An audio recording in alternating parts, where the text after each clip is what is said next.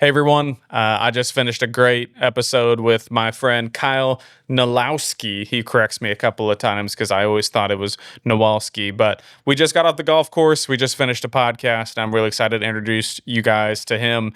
He is the head golf coach down at Versailles High School, and he does like a bazillion other things down there in that school district, but we just talk a lot of things golf, a whole lot of golf, so if you're not into golf, this probably isn't for you, but again, a lot about coaching and how important that is for everybody, so I hope you guys enjoy. Kyle Nolawski. Baby, I'm thriving. Oh, yeah. Winning is really fun and really good for you as a person. It does not look a thing like I thought that it Well, welcome, Kyle. Welcome. This is our first off-location shot. Is that what that would be referred to as, Cody? Off-location? I'm Remote winging it location? as we go, dude. I don't Okay, yeah. We are set up in my friend Greg Hill's office here in Columbia, Missouri. So we just refilled our sodas with pure. This is the same water that washes your car. So we're going to be loaded after Oh, this. yeah, it's going to be great. It's going to be great. It's often good when you can eat and drink at the same time. Absolutely. So we just downed some Jersey Mikes. They don't have that in Fayette. So I'm not dogging Fayette, but yeah. We have Pepsi and subs here. They have that at Subway. But Kyle Nolawski, did I say that right? Nolawski. What? Nolawski. Nolawski? I never correct There's anybody no W anymore. in there? There is at the end. It's 3 words. Spell No, law, ski. I thought it was Nowalski. Yeah. It's because that's Like how it rolls off the. Kowalski's. Yeah, it's how it rolls off the tongue. So people just. I already messed up your name, which Hey. is like the cardinal rule of things you don't do. It's okay. It's okay. We've known each other long enough that it was way more embarrassing that you didn't know my name beforehand. It's okay. Yeah.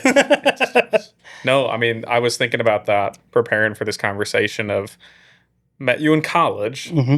I don't know, like when you look back, and I don't mean this to be offensive, but I don't want to like overdo the word Yeah. friend. I don't know if we were like friends in college.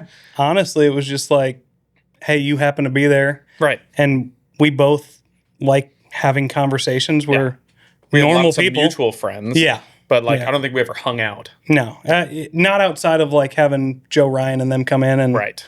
then it was like, oh, Landon's here. Yeah, Like, that's right. Yeah, that's how it was. It was. Were you part of the Landon's pitch here. crew? No. I didn't think you were. I did. The only thing that I remember doing as like a group was intramural softball. Intramural softball, you guys had me come down and you realized that I could not hit a softball to save my life. And so I was the one that didn't bat and played catcher because I had an arm. And that was it. And we won. We did. We freaking won intramural softball. And then after, like, I think we were one of the first championships that it wasn't the JV baseball players and coaches. Well- and we ended up beating like the grad team. Well, After and that was even when like they just, the basketball, like yeah. as soon as the basketball one started, it was like, oh yeah, these are all the JV guys. yeah, like, and that used to not be allowed to do that as a player. You weren't allowed to, but for some reason, I think after we won intramural softball, they were like, "Wait a minute." they looked at the golfer that was playing catcher and went, oh no, and Joe no, Ryan, no, no. the golfer, and then Landon, the townie, and they're like, "You can't. Yeah. No, we Yeah. aren't letting You- that happen again." You can't take 3 RAs, pair them with those 3, and go, yeah, that's the winning team. Just not good for business, folks. What Mark Stone, I think, was in charge at that Yep. point. You ever kept up with him? I after all haven't. these? I haven't. I don't know where I he's see at. Kenny Oliver all the time. Okay, Kenny 'Cause O. he- Where's he at? Well, he's around here. Okay, And then he will come and play our golf course all the time. And it's probably like 2 or 3 times a year, I'll get a phone call. Hey, it's Kenny O. Like, can I get a tee time at this time? And I think I have started not saying who it is when I answer the phone because I feel bad that I'm not giving it to him for free. he don't need it for free. You should double charge He him. did so many favors for me that I was like, should I charge this man? He's doing okay. He was making more than minimum wage at Central for sure. For sure. But all that to say, I don't really know anything about your history outside of where we're at in college and that you are a college golfer at Central Methodist. So walk me back as far as you want to go back. Like, where did you grow up and how on earth did you end up then to Central at least? Yeah. And then we can pick up from there. So I was born in St. Louis. My mom's originally from St. Louis. My dad kind of from everywhere. His father was the CEO of Cotter and Company, which is True Value and True Value Canada.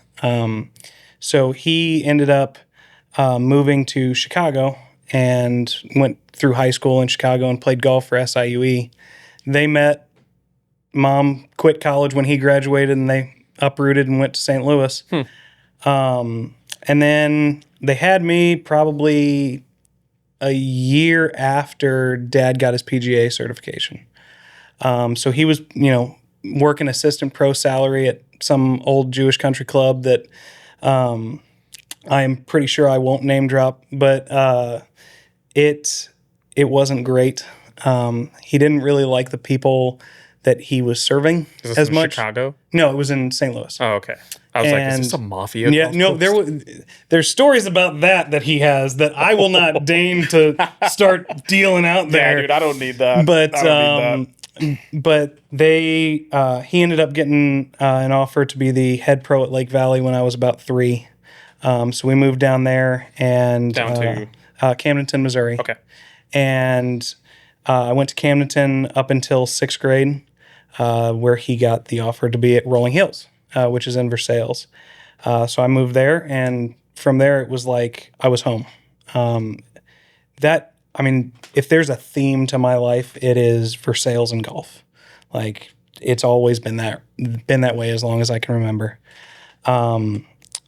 I ended up playing for 4 years at Versailles, 4-year letterman. I was part of the last team so far to win conference in golf in 2008. How does that work? How do you win as a team? Is it So cumulative? Or? there's 5 players on a varsity team. You take 4 scores. They don't have to be your best 4 players. They have to be your best 4 scores. So, for instance, over one day, 2 over days? over 1 day. 1 day. So 18 holes.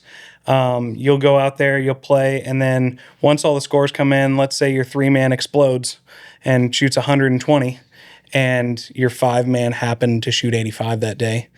You'll just throw that 120 out and add them all up. That's your team score. And honestly, I was the one that got thrown out. So I take very little credit for that team. And then Hey, you got there. Oh yeah, and then middle of my junior year, I met Coach Cluck and was like, "Hey, I want to be here." I did a site visit at CMU and was obviously blown away. I mean, I feel like everybody has that same story.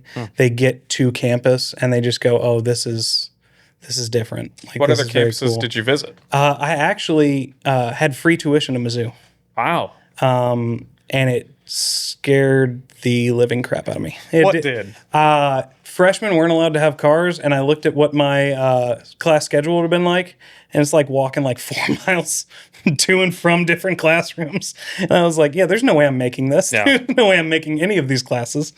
And it was just, it was going from a very, very small town and a community that was really tight-knit to Columbia. And it was just a whole different world. And I went to CMU and it felt kind of like home. Mom always said it looked like the Ivy League of the Midwest because it was just, brick walls and ivy, and you've got the pretty church on campus and all that. And so I decided, that was going to be my goal, was to go to Central Methodist. I visited Missouri Valley too. Okay. I hated that. The vinegar in my mouth is really running up when I said that word, but they offered me a scholarship, and then I went to Coach Cluck and I was like, I really want to go here. Offer me something close. Right. And he asked me if I wanted cake or pie at my ceremony. Like that was how he answered that question. So it was a really cool thing, and he did a lot for me. And of course, he passed away this year. I didn't know that. Yep, passed away. Good Lord, that would have been is that Jim about a Ray? month ago. Yeah, Jim Ray. Yep, he was a good dude. And so he kind of got me there. And my junior year, I went to state. It was the only time I went to state for Versailles. And kind of the rest is history. I mean, I did some cool stuff while I was at CMU. Obviously we were friends because we ran into each other at NAVs and different things like that. But also, I know that my freshman year is the golf team that's in the Hall of Fame. And I didn't even know that. Yeah, we're in the Hall of Fame. We were What year was inducted that? in 2018, but the I believe it's 2011. No, yeah, 2011, 2012 season. That was your freshman year? Yep. Yep, I'm old. You're a couple years older than me. Yep. That's right. Because I didn't get to Central until spring of 14. Mm-hmm. Yeah. Okay. Yep. Because I was like, I didn't think you graduated before it was, me. Yeah. It was cool. Kind of like being on that conference team that threw me out. I was the 6th best man on that team, so I really didn't have much to do with was their on that success. team? Ty Lieberman, Austin Rapp, who is a big name in Boonville, the Raps, and Austin was in my grade. That was the other freshman that got brought in. Tyler Peasel. I'm blanking on a bunch of them, but Joe Ryan was obviously younger than us. Yeah. Jordan Haig was 1 year Okay. younger. Ryan Ross was 1 year younger. It was kind of that start of that, hey, we're going to recruit some people from around here. Yeah.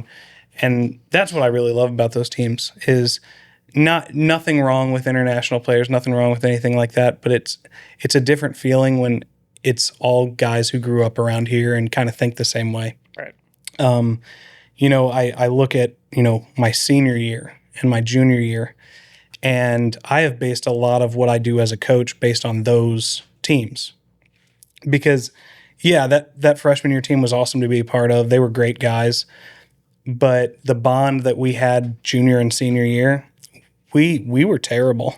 But we had so much fun. We made memories. I still talk to those guys. I mean, that's huge. And that's kind of why I became a coach, is because I wanted to give that to somebody else. And then I ended up taking a job from one of my teammates. His mom worked in Louisiana, Missouri, which is just north of St. Louis, Okay. right in between St. Louis and Hannibal and Palmyra and all those. And it was June and I didn't have a job yet. Teachers, that's kind of scary. And is that what you were studying to be in college? Okay. Yep. I went to college thinking I was going to be a lawyer because I really like to talk. All right. And I can see that. yeah. Yeah. And then I fell asleep in 2 straight law classes, and the professor went, "Hey, this is the most exciting it's ever going to get." Who was the professor? Doc. Is it Doc R? Doc R. Yep. He's still around too. Is he? Oh yeah. Oh, that makes me so happy because he was awesome. Dude, he's so funny. He is. I took the study of death with him. I require everyone to take that class. Really? That is the most fun class, and it sounds awful. The study of death. His sense of humor paired with the study of death is amazing. Yeah. So yeah, you get 3 months of that, you're good. That's hilarious. But yeah, So wanted to be a lawyer. yep.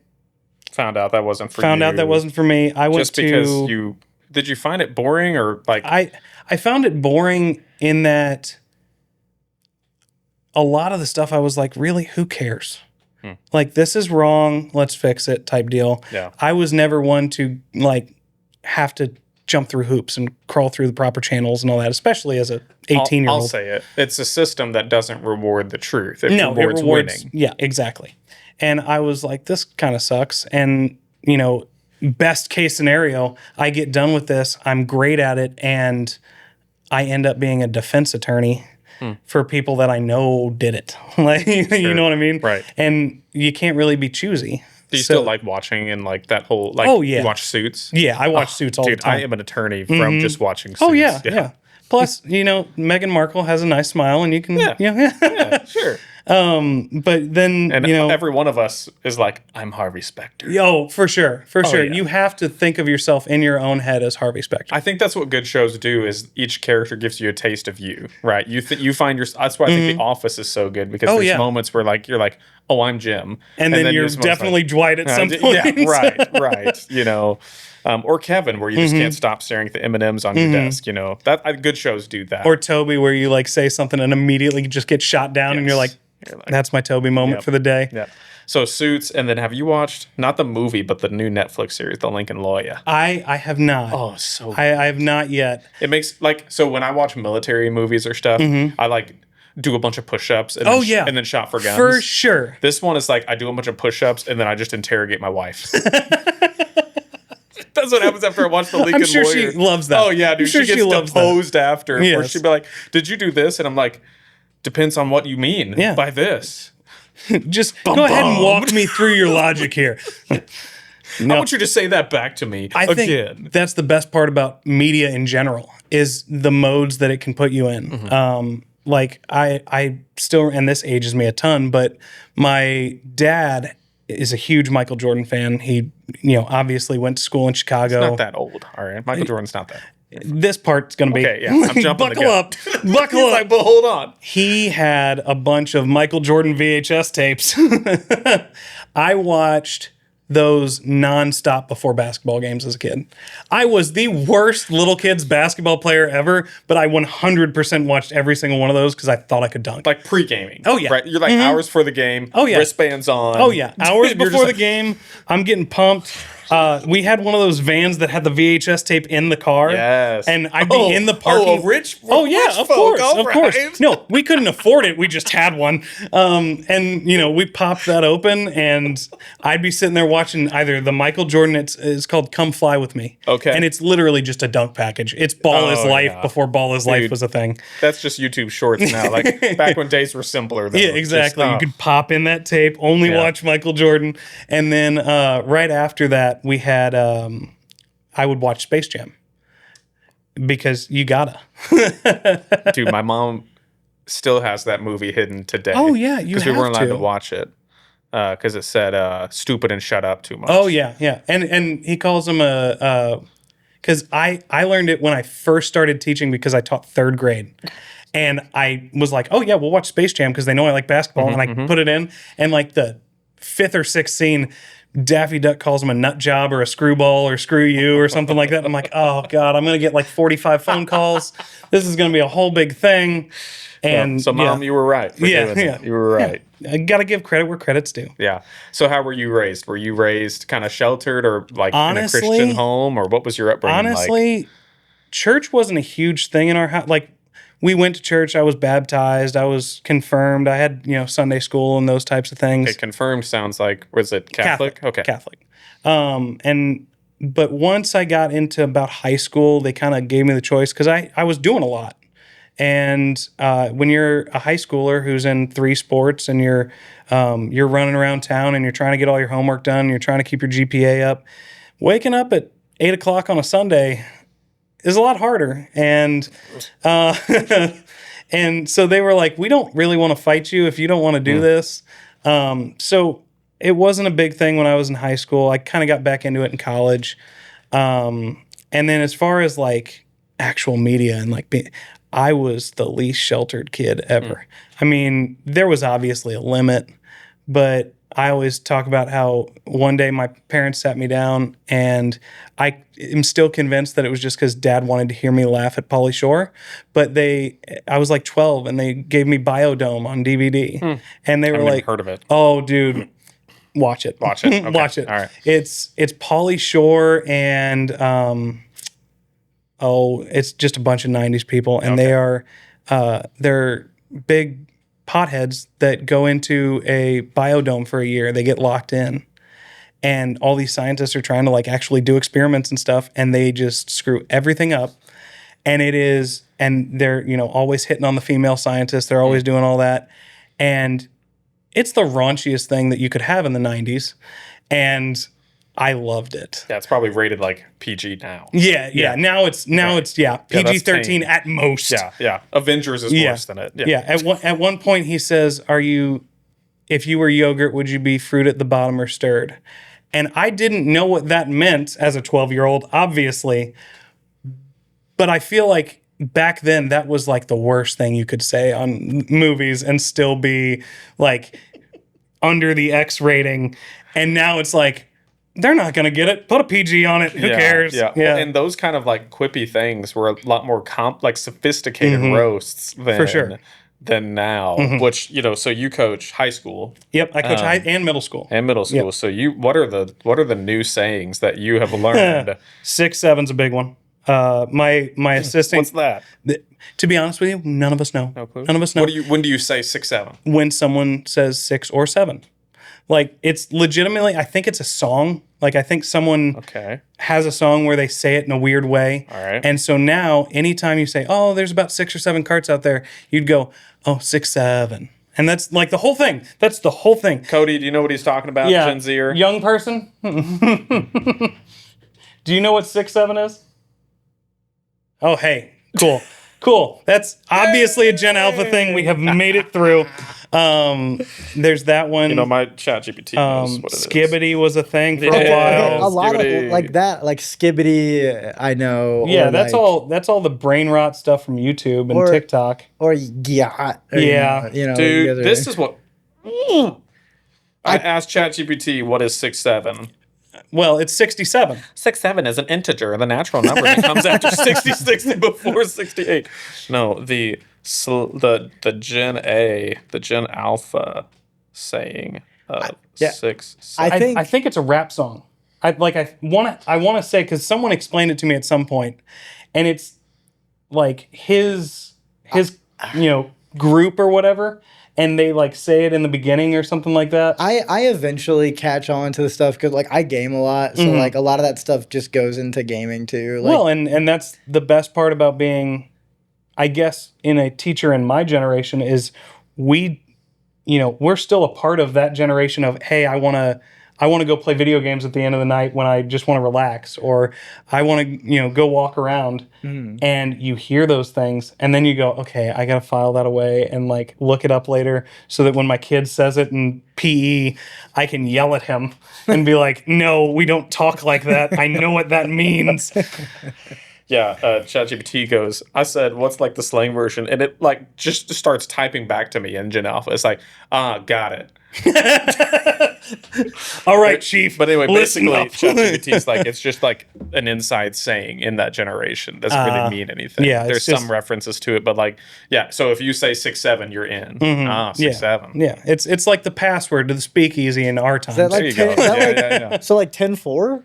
Yeah, maybe 10-4, but We're probably all but not so even really wrong. agreeing, I don't think. I think it's literally just like anytime you can use it. Show your students this and see how awful. dude, you yeah, are. It's gonna be bad. We're gonna It's gonna rage be bait awful. some- I'm gonna get roasted Yeah. by half of my yeah. golfers. It's gonna be awful. It's amazing. It's good. Yeah, which is, I mean, what I live for. That's the at this engagement point. we Yeah. want, right? Oh, for if sure. you get hated, you go viral. The title of this now is going to be Skibbity, Skibbity Skibbity Skibbity 6-7. Skibbity 6-7 with Kyle and 6-7. Landon. That's almost what you shot today. We just got off the golf course at AL Gaston, where I didn't have a bad day. For the most part, I advanced the ball, Yeah, which for is always sure. a win for me.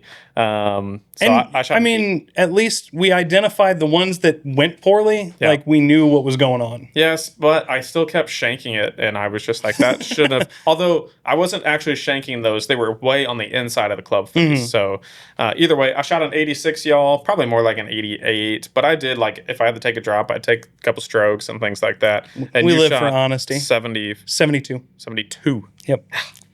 It was pretty cool. It was pretty cool to watch. Like I was sitting there, Spencer was golfing with us, and the one where you freaking you're like, I'm going to draw. Was it draw the green basically? But what did you call it? Like a hooker draw? Yeah. Yeah. Well, no, you don't call it a hooker. Oh, my draw. bad. My bad. That would be. Yeah, that's a totally different thing Nah, dude, from not golf. that's a millennial saying. All right, it's a hooker draw. You know, No, it's a power hook. And, hook. Okay. That's okay. If you do that, you need to shout power hook before you do it. Yeah. It's kind of like the Kareem. You just go, Okay, yeah, yes. white chocolate. Yeah, Yep. one of those. That's good. But you aim like 10 yards right of your target line, and then you just smoke it left as hard as you can. And you honestly, I use it because I get so much spin on the ball when I hit it high that if I hook it, it's going to roll. And so when you're in like that 315 to 320 range and you really just want to go for it, you aim right. Yeah, and Smoke dude, he had it. So we're on, I think, hole 15 where it starts. We're like, this is the next four. The next four holes are the hardest holes. And blah blah blah. The Tiger's You're in Den. the Tiger's. No, the Tiger's Den is Tiger's Den. You're in the Tiger's Den. Yeah. And so, dude, he just hits it like as perfectly as you can just hit it.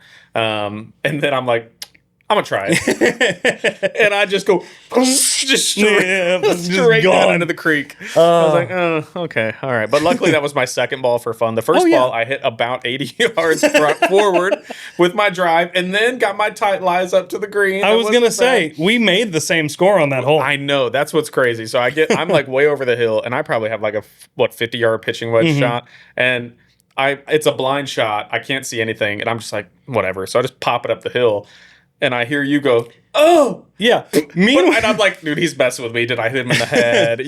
Meanwhile, we're up there. I'm got Spencer, and we're talking about how to chip and like the different, how I would look at this shot and how I would look at that shot, because he's just picking my brain because he finds that stuff fascinating. Well, and he was so impressed with me. And so he walks up, and he's like standing behind the hole from you. And his back's to you. We can't see you at all. And we hear the click. And I kind of look over my shoulder just in time to see the ball fly down, one hop into the pin, drop almost in the hole, and roll to about a foot. Right as he picks up his foot, and it rolls underneath his foot. Oh my gosh! And I couldn't help it. I just made like this guttural noise. Dude, just, I thought I hit him. It was just. Yeah. And I hit him. As soon as I did it, I was like, he thinks he killed me. Yeah, that's 100%. I started sprinting up the hill. I'm like, I didn't hit it that hard, but maybe I popped him in the head, And sure enough. And then the worst part about golf is like, I looked at him and I was like, am I good? Because I was maybe like 18 inches away from him. I was like, am I good? Good. But you could have made me hit that in, and I would have just like just shaking over it. Yeah. Well, and so my dad being PGA and also being super competitive with me, when I was a kid, he'd do that stuff to me. He'd give me like, 2-foot putts all the entire round and keep it close. Sure. And then that last hole, when I had the putt to beat him from like a foot, he'd go, yeah, I'm going to need to see that. And I'd just yank it right around the hole. Or, he always had like that way to get in my head. Yeah. Toward the end of college golf, his biggest one, and I will never let him live this down, but I had been playing really, really good. And we got to the 18th hole, and he almost shanked it into the weeds. And so he goes over there, he hits one out, hits it back over the top. He's putting for par. And I'm sitting there, and I'm like, okay, if I hit this anywhere within 15 feet, like I have a chance to beat him. All I have to do is tie him on this hole and I win. Like, this will be the first time ever. And right before I step up to the ball, he looks at me and he goes, Kyle, I'm really proud of you. And I was like, You're like, shut up! I dead shank it into the tree. Every time he starts doing something like that, I bring that up, and I actually used it on one of my players the other day because he was getting a little too close, and I went, man, the man you've become, I'm really proud of you. Don't. And he just chunks it underneath, and I'm like, yeah, that was me, and I feel bad in my soul. I'm so sorry. Yeah. So was it like, for you, was playing golf with your dad a big part of your upbringing? Honestly, do you guys have a pretty good relationship? Oh yeah. I think toward the beginning, I didn't start playing golf because of him. I think I will be the same way if I ever have kids, where he didn't want me to feel pressure to play golf. He wanted me to go do my own stuff. The first sport I ever played was basketball. And when I said, hey, I want to go try golf, I was like 5-6 years old. All I knew is that's what dad does. I'd go out there and I'd hit balls and I'd do all the stuff, and he'd help me out a little bit. But I'd say 80% of those days I was playing in a sand pit while he played 3 holes and then came back. And then, after a while, it got to the point where like that's where we could talk. It was almost like having a huge living room. And you just walk, and you could, at some points, if you needed a moment, you could just not say anything and play golf. And then you come back and you're like, oh yeah, here we are. It was a really big thing. I know, like, when I first started playing in tournaments, he didn't want me to play around the lake because everybody knew him, and they would go, oh, you're Steve's son, and he wanted me to be me. And so I would go with my mom, and I'd go play the Gateway PGA Junior stuff, back when they still had that, before it was the PGA Junior League. And at my age level, it was all par 3 courses, and you'd play 18 holes of par 3s, and don't get to use your driver at all. No, which I know this will shock you after today. I didn't really start hitting drivers until junior year of high school when I found out I Really? had to play college golf. Driver was the Driving is the worst best part of the Yeah, game. driver was the worst part of my game for a long time.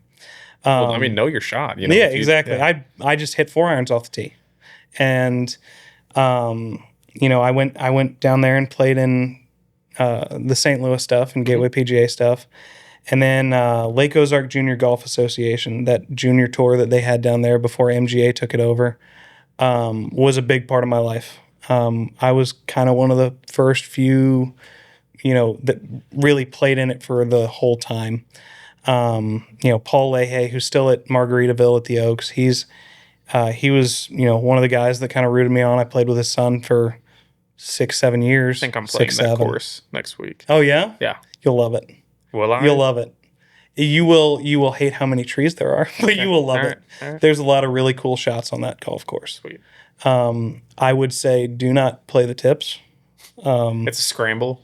That's a 4-man scramble. If it's a 4-man scramble, you'll absolutely love it because there's a lot of cool stuff you can try. Like there's a lot of cool stuff. And like I play it every year at least once because we play in a little Ryder Cup where they blind draft and do all that. Dude, and that's the cool. 27 hole day is yeah. that course. I've never done like a full 36 hole day. Oh, Like, there sounds is like it'd be a nothing more blast. peaceful in the world than finishing 18 holes and knowing you get to go do it again. Yeah, and I want fix to go the play stuff. again right now. Oh yeah, I would do it. yeah. Should we just wrap up? I mean, yeah. We're done, guys. good. We'll see you. Like, no, but and honestly, like that's one of the coolest parts about Rolling Hills and Versailles is, for a long time it was this hidden gem that no one really knew about. We're the cheapest golf course at the lake, and we're in good shape. So now we're sitting there. We've got great value, and as a member, I would go out there on my cart and play 54, 90, 108 holes and never see a soul. And so it was kind of where, when you get overwhelmed, whether you're, first 3 years of teaching or whether you're, done with, one sport and it didn't end how you wanted it to. Yeah. And you can just go out there and just shut everything off for And 8, it's 10 hours. still not very busy, right? Yeah. Well, no, it got busy quick. Okay. It got busy 'Cause quick. is it near Urbana? No. Okay. Other Because side. I'm gonna go stay with my little brother next week before I play that Lake of the Ozarks course, and he's taking me somewhere near there. And I thought he said Rolling Hills, but he said it was cheap and not very busy. It might. No, I might be thinking of somewhere else. Because yeah, that's probably it. Rolling Hills, Yep. you think? Yep. If you happen to show up at Rolling Hills, Dude, you want to call you? for the love of God, wanna A, play? call me, Yeah, let's play. and B, do not pay. Don't pay. Because I will get you on that course. Do not pay. Let me see. I'll at least get you just like a free greens fee and you can pay for cart. But I'll ask him. What course are we playing? because that's like my second home. That I spend more time there than I do actually at my house. Yeah. So Oh, good for you. So you work there? I work there in the summer. And then I've been a member there forever. That's where Dad's the head pro at. And then obviously our high school teams, that's where they play. Cool. So I'm there almost Is that every like day. the best thing? One of the best things about being like a sport golfer is like I'm realizing now you could go to CMU, never touch varsity, Yeah. but you get to play golf for free. That's got to be the It's- best, right? It's the best kept secret in high school sports, I believe. Like, yes, every sport has that one thing. Like, you have football, you have the team breakfasts and the locker room atmosphere and all that. You have basketball, you have all the community projects that you guys get to do, and it's in the winter, so you guys hang out and play video games in the hotel, and you do all those things. With golf, it is 100%. It is the most expensive game to play, and you get to do it for free. And you have a coach who gives you free lessons. Yeah, Like that's what I tell people all the time is, I normally charge $30 for lessons unless I'm playing with you. yeah. And if you have me for 4 years on the high school golf team, you have 3 months out of the year, every day you come out there and I will give you a lesson. Like, it's pretty awesome. So basically, what you're saying is, if I just get you around to golf, you'll golf with me. Oh, yeah. And Oh, yeah. yeah. Oh yeah. Yeah. I got a little case of the shanks going on right now. It happens. And then it was just the inside of the club face in the afternoon. But and my freaking hybrids just drives me nuts. but Hybrids, and you don't- notice that yeah. I don't have them because I can't hit them. For the average golfer, they are easier to hit in theory. It's just teaching people how to hit them. Yeah. Because a lot of people want to line it up like a wood and have it off the front foot, and it's really just a big iron. I mean, that's all Like it you probably is. need to hit it in a fair way to be Yeah, well, yes and no. It really just depends on what your definition of acceptable is. But I'm finding more fairways. But anyway, well, talk to me now about okay, so post CMU, you take a job in I Louisiana. take a job in Louisiana. I'm Yeah. there for 3 years. And you're teaching and coaching? So I taught fourth grade. When I got there, I kind of asked the athletic director, like, what kind of golf situation you got? Because I figured that's all anyone would ever want me to coach. Yeah. And he goes, well, we just hired our golf coach probably like 3 days before I signed my contract. And he was an established dude. He wasn't a golf guy by any means. He played football in college. I don't even remember where he went, and ran track. And so he was just kind of doing this, waiting for the track coach to, move on and all that. And he was like, well, if you want to, you can volunteer assistant and, get your feet wet and do all that. Yeah, sure. I did that for a year. The next year, I said, hey, I lost $800 in a year off of, buying food for kids because, we were out till midnight, practicing our short game. I'd like to get paid. And so they paid me for the second year. The third year I was there, they said, hey, we don't have enough kids for an assistant coach. Now, knowing what I know now, I would have made the argument that, yeah, that makes sense in basketball. But in golf, you have a 2-mile wide arena. Right. And you've got to keep track of 5 guys. Yeah, one person could do that in a basketball gym. You can't really do that in, the middle of nowhere. Right. But I said, well, do you want to give me a shot at head coach? And they were like, no, we've had too much success. We can't get rid of him. And I was like, well, that's okay. Like, I'll step away. And I said, what would make me a more attractive candidate? They said, you need more coaching experience. I had been coaching a travel youth basketball team for a year, and they loved me. I loved it. It was great. And when we decided, hey, I need more coaching experience, I got the assistant coach job in the middle school there, did that for a year. And then I don't know that it was a mindset shift from that community and me, but I just really didn't feel like I belonged there. And it's nothing against them. It's a very poor community, much like most rural communities in Missouri. And the difference that I felt there from Versailles is in Versailles, you get the kids that are, struggling financially, their families are struggling financially, and they still believe they can do anything. And that's how I was raised. I always thought that was just how you felt. Yep. And that town had kind of drained of that. It was a lot of, well, we're from Louisiana, we can't do that. Yeah. And we don't do that. Yeah, exactly. And so I kind of had to get out of there. And I called up our athletic director at Versailles at the time, Kyle Middleton, and said, hey, I need a job. I want to come back home.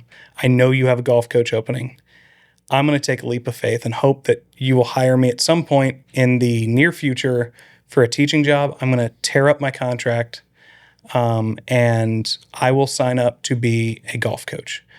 That pays like $2,000 a year your first year.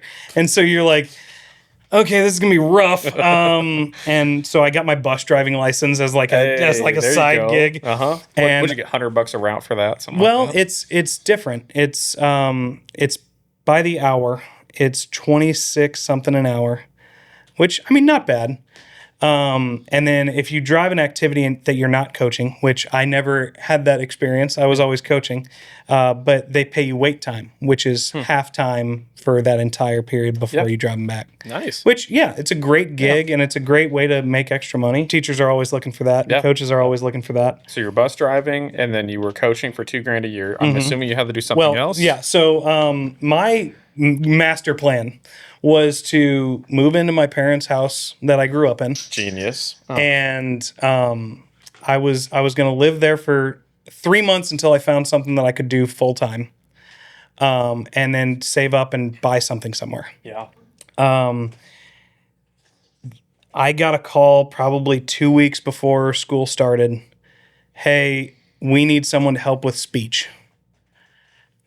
I know nothing Like about speech. public speaking? No, Speaking or like teaching kids pathology. to speak? Like, Sweet. Okay. And I was like, I know nothing about how to do this. I know how to talk to elementary school kids. I know how to play games with them. I know what developmentally they can do. But I really don't have a frame of reference for this. Yep. And they were like, we'll teach you. And that was it. That was the whole. yeah. Yeah.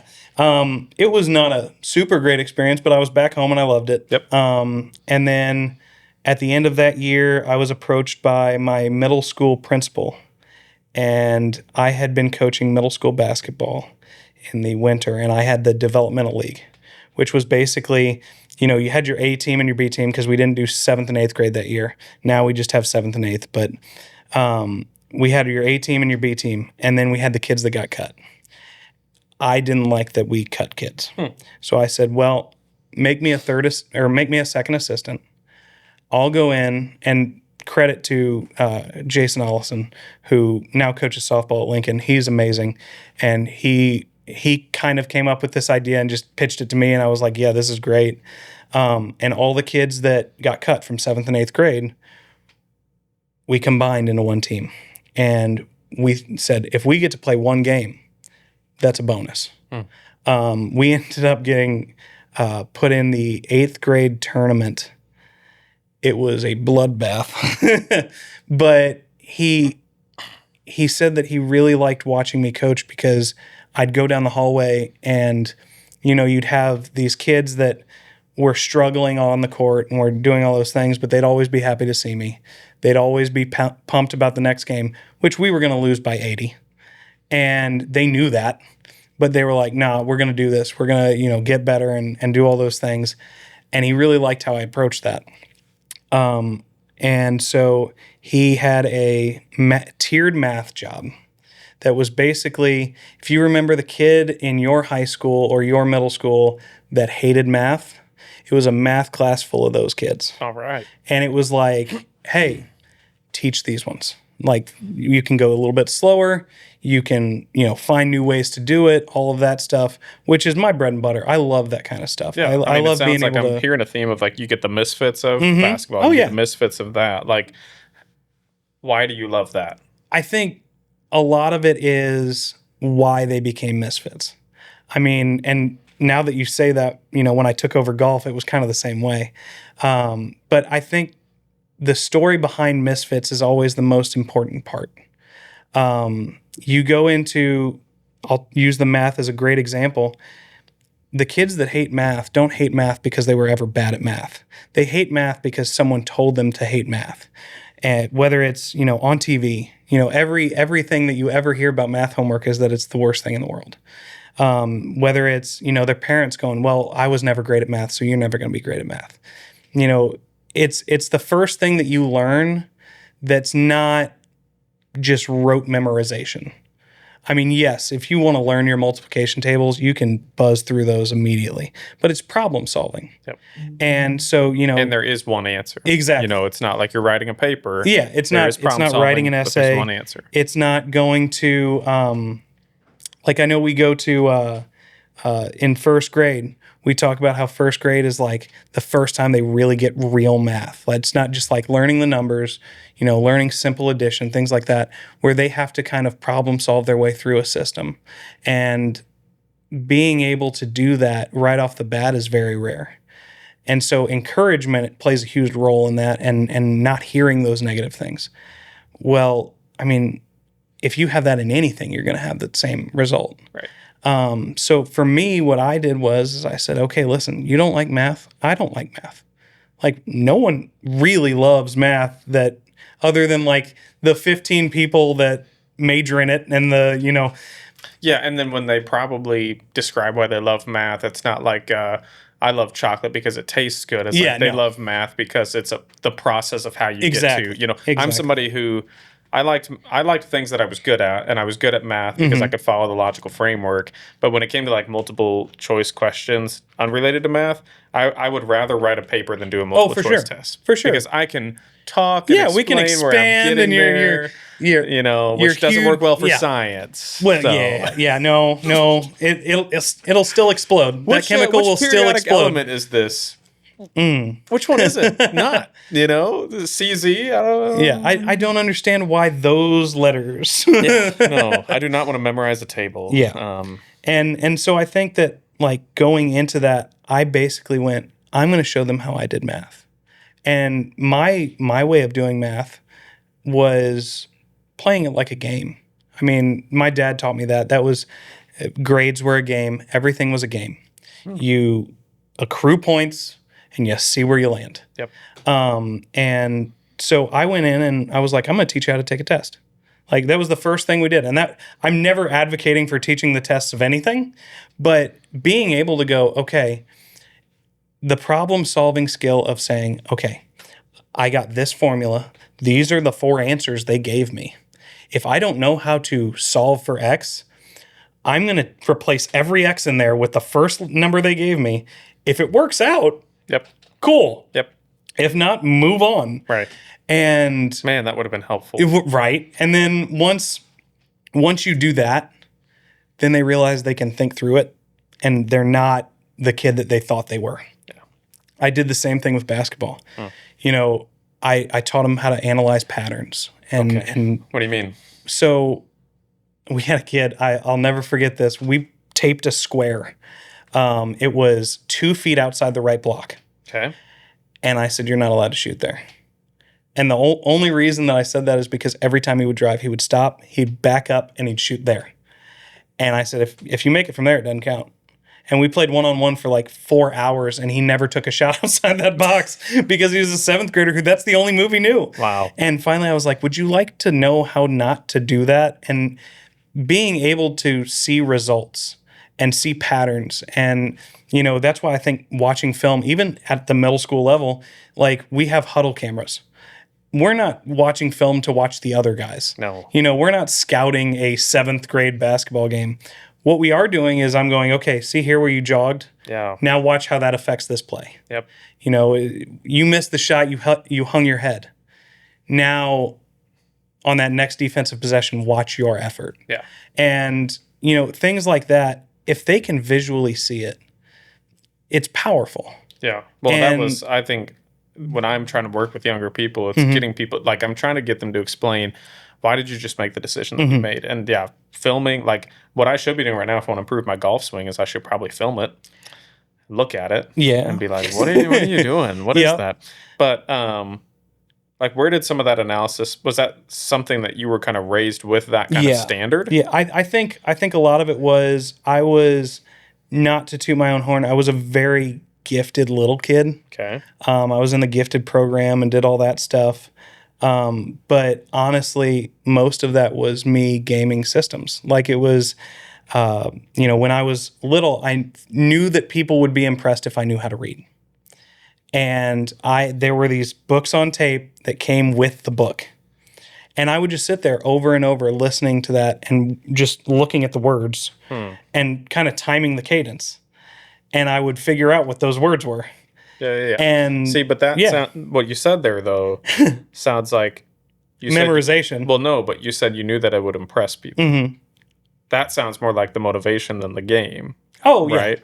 Yeah. Like, were you a showman? 100%. Okay, 100%. I am always going to be the person that if I can do something where someone goes, oh, that was cool. Like, and 9 times out of 10, not even for me. Yeah.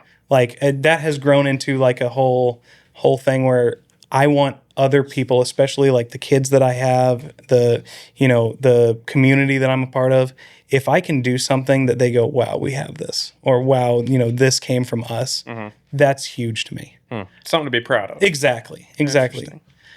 You remember that shot I took on 4, where the crew let us play through. Yes. And I just hit it perfectly, and I was Yeah. like, "That's how you hit it, guys." And just so you know, the very next shot, I shanked it into the golf cart. It caught in my golf cart. In the golf cart. Yep.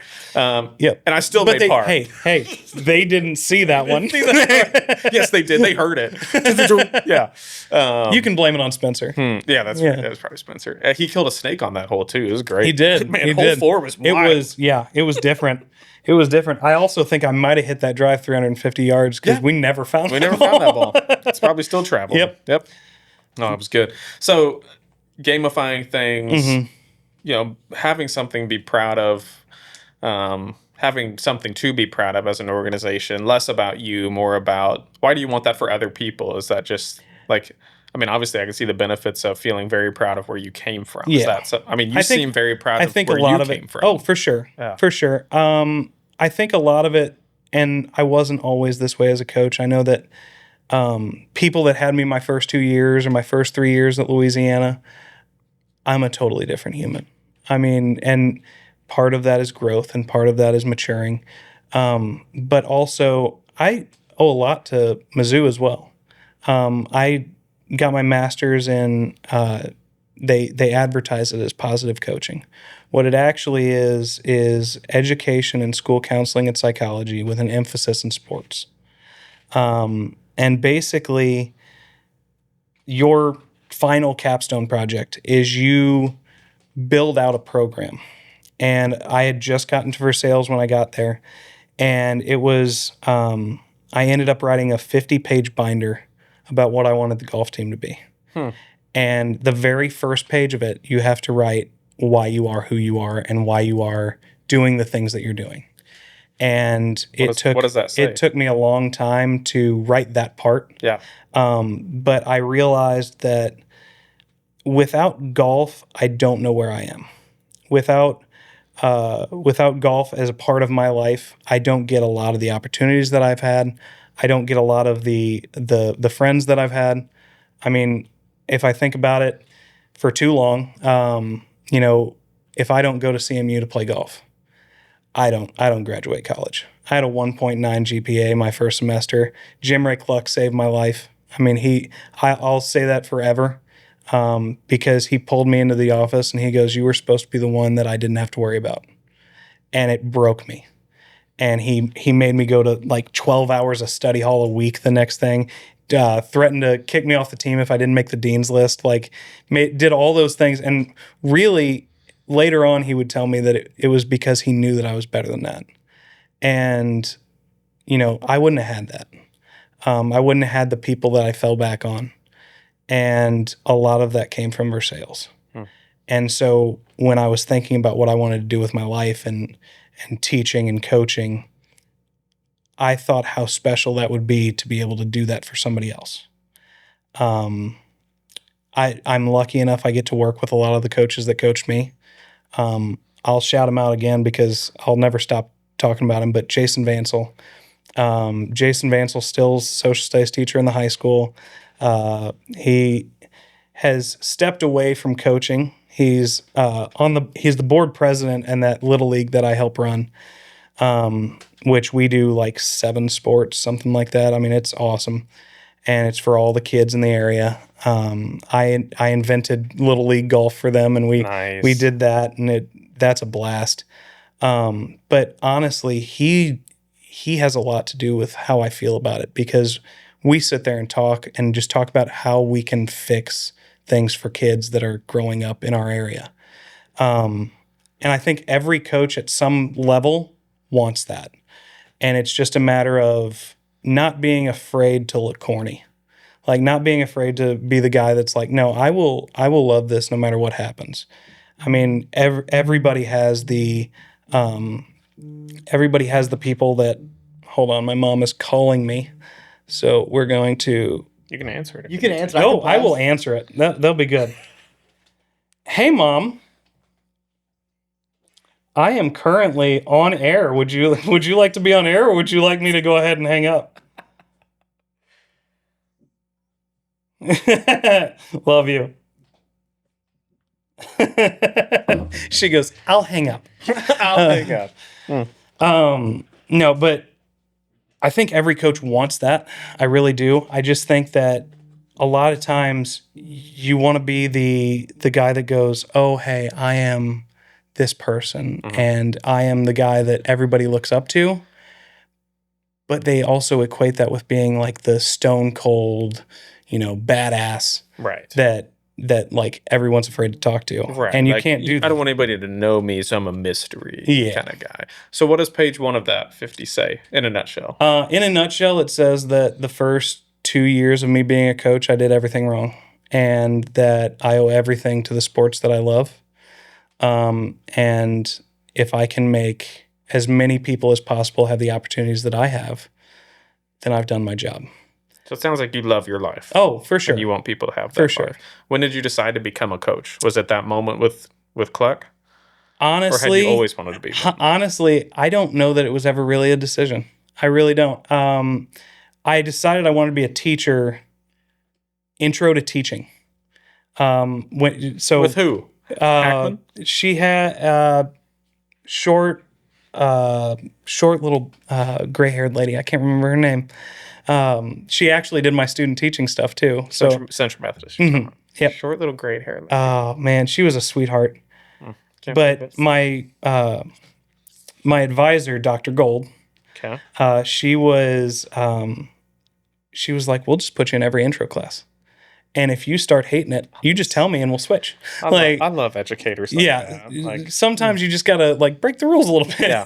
So- My very first advisor, I won't say who it was, basically yelled at me because I transferred in from Truman State, and they were like basically yelling at me of like, he's like, I don't even know how you got into this school with this information. And I just kind of looked at him. This is the first time I actually came back at somebody. I was like, I didn't accept myself into this school. Yeah, you did One this. of y'all did this. I'm here. Yeah, you gotta for fix solving this problems. now. Yeah. Please don't yell at me for you accepted me into this school. Yeah, So- no. So I took a bunch of them, and I had a string of like 3 months where I had like 5 different majors. Yes, same. I was in like 24 credit hours Wow. at one point, and then like it whittled down to about 12.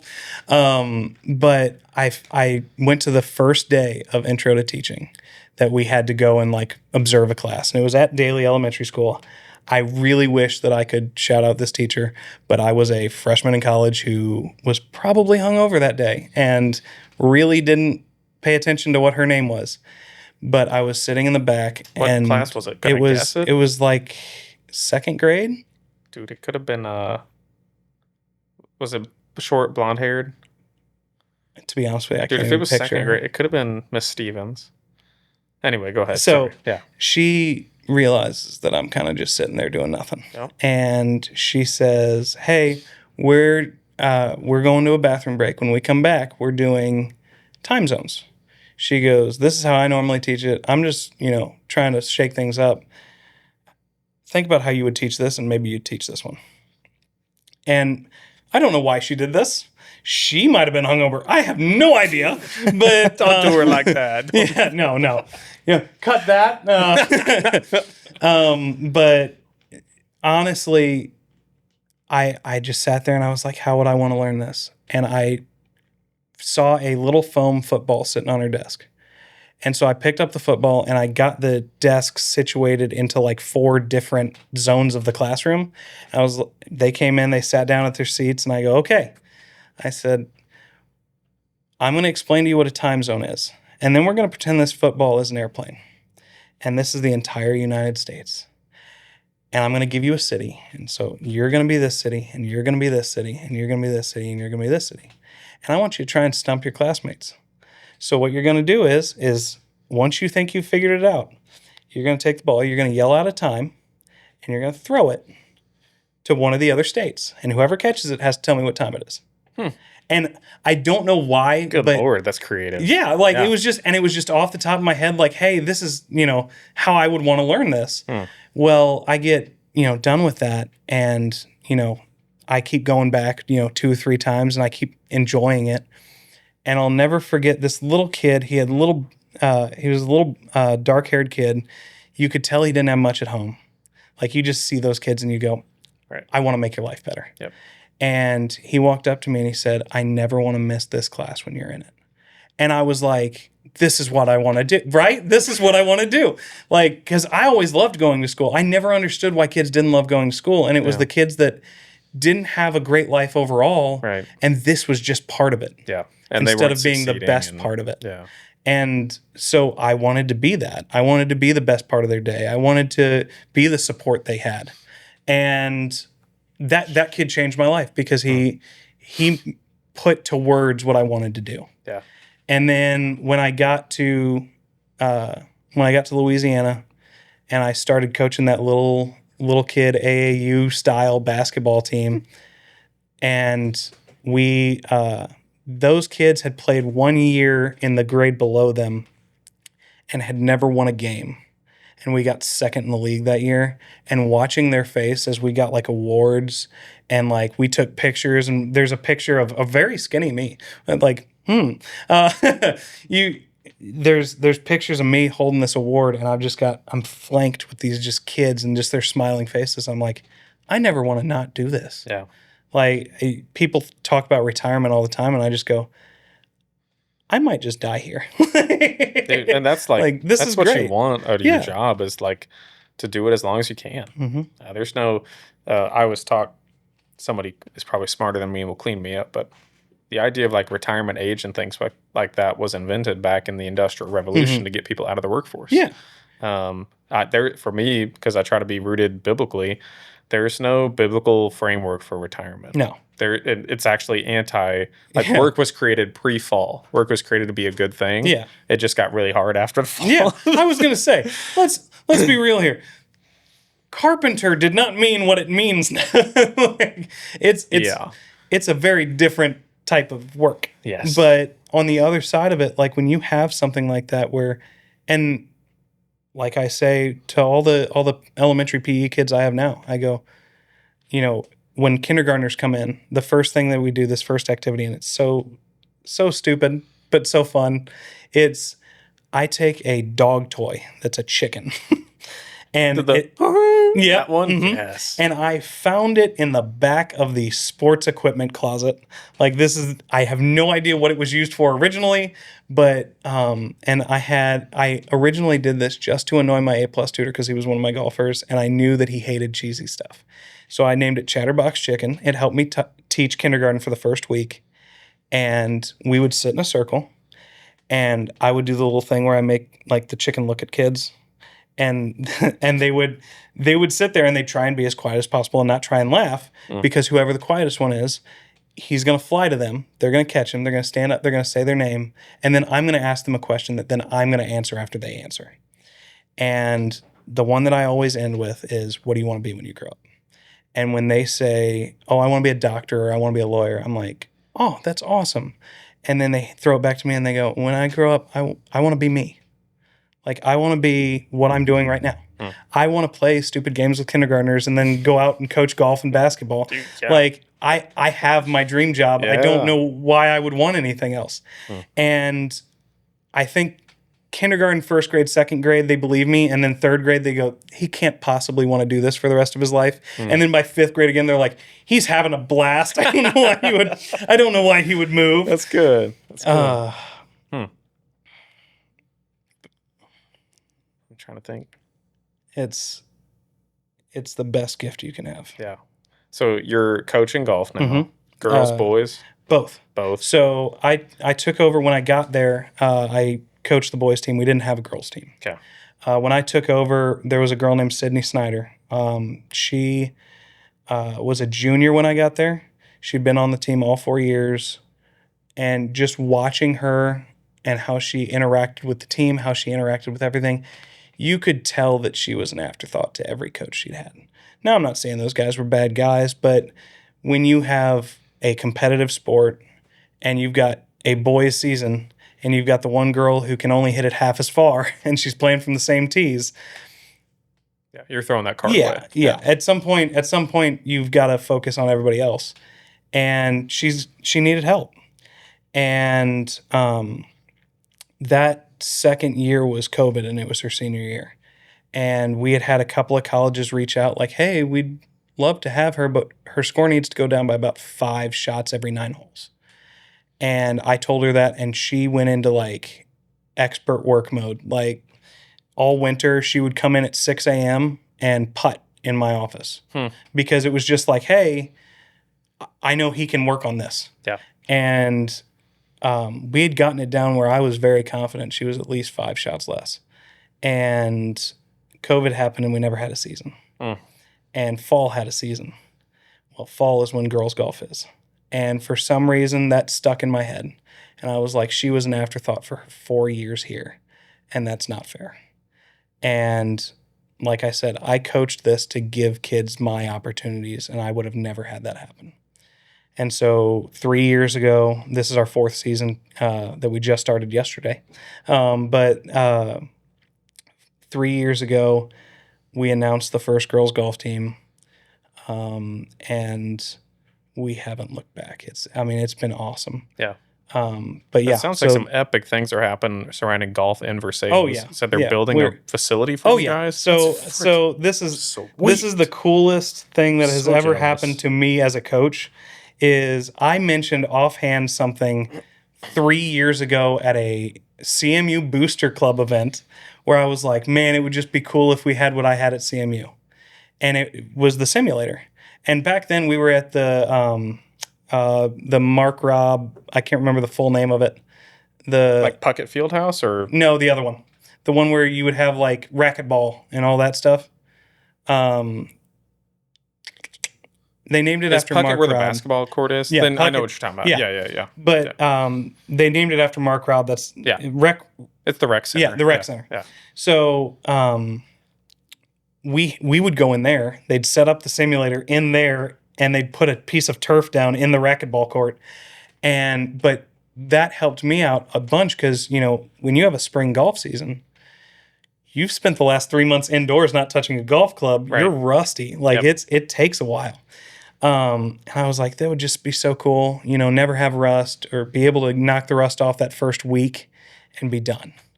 And it just kind of like floated out there, and no one really said no. No one really said yes. But our booster club president, Randy Washburn, came up to me this year during that same tournament and was like, hey, let's pull the trigger. We're going. Rolling Hills is always supportive of us. So the members voted it in, and the board members voted it in and said, hey, we're gonna support this. And it's all funded by Booster Club and private donations and things like that. Wow. Because it is off campus, and insurance reasons, you don't want to, have the school build something that's 8 miles away from campus. So we have an indoor facility that's going up. The outer structure is actually already built. How big is this thing? 48 by 24. It's awesome. It's 4 bays on the front with rolling garage doors that face out toward the range. The back half of it's going to be carpeted and putting green, so you can practice putting and chipping. There's going to be 8 feet of rough at the end of that, so you can chip onto it. And then there's lockers in the back. But the one that choked me up when we finally got it approved is when I first talked about what I wanted it to be. Basketball, football, like the main sports, they have a space. Like, they have their locker rooms, they have their buildings, they have, a place where they go that's theirs. And they have all their records. They have pictures of teams that have done well. Maybe individuals. I know, like for our wrestling team, we have these like PVC cutouts of the state of Missouri for every year that we've taken kids to state, and then it's their name and their weight class. And that was always just super cool to me. So one wall is what we call the Wall of Honor. And so we've got our record books for both boys and girls golf in the center of it. On the right side, it's every team championship we've ever had, going back to like 1955.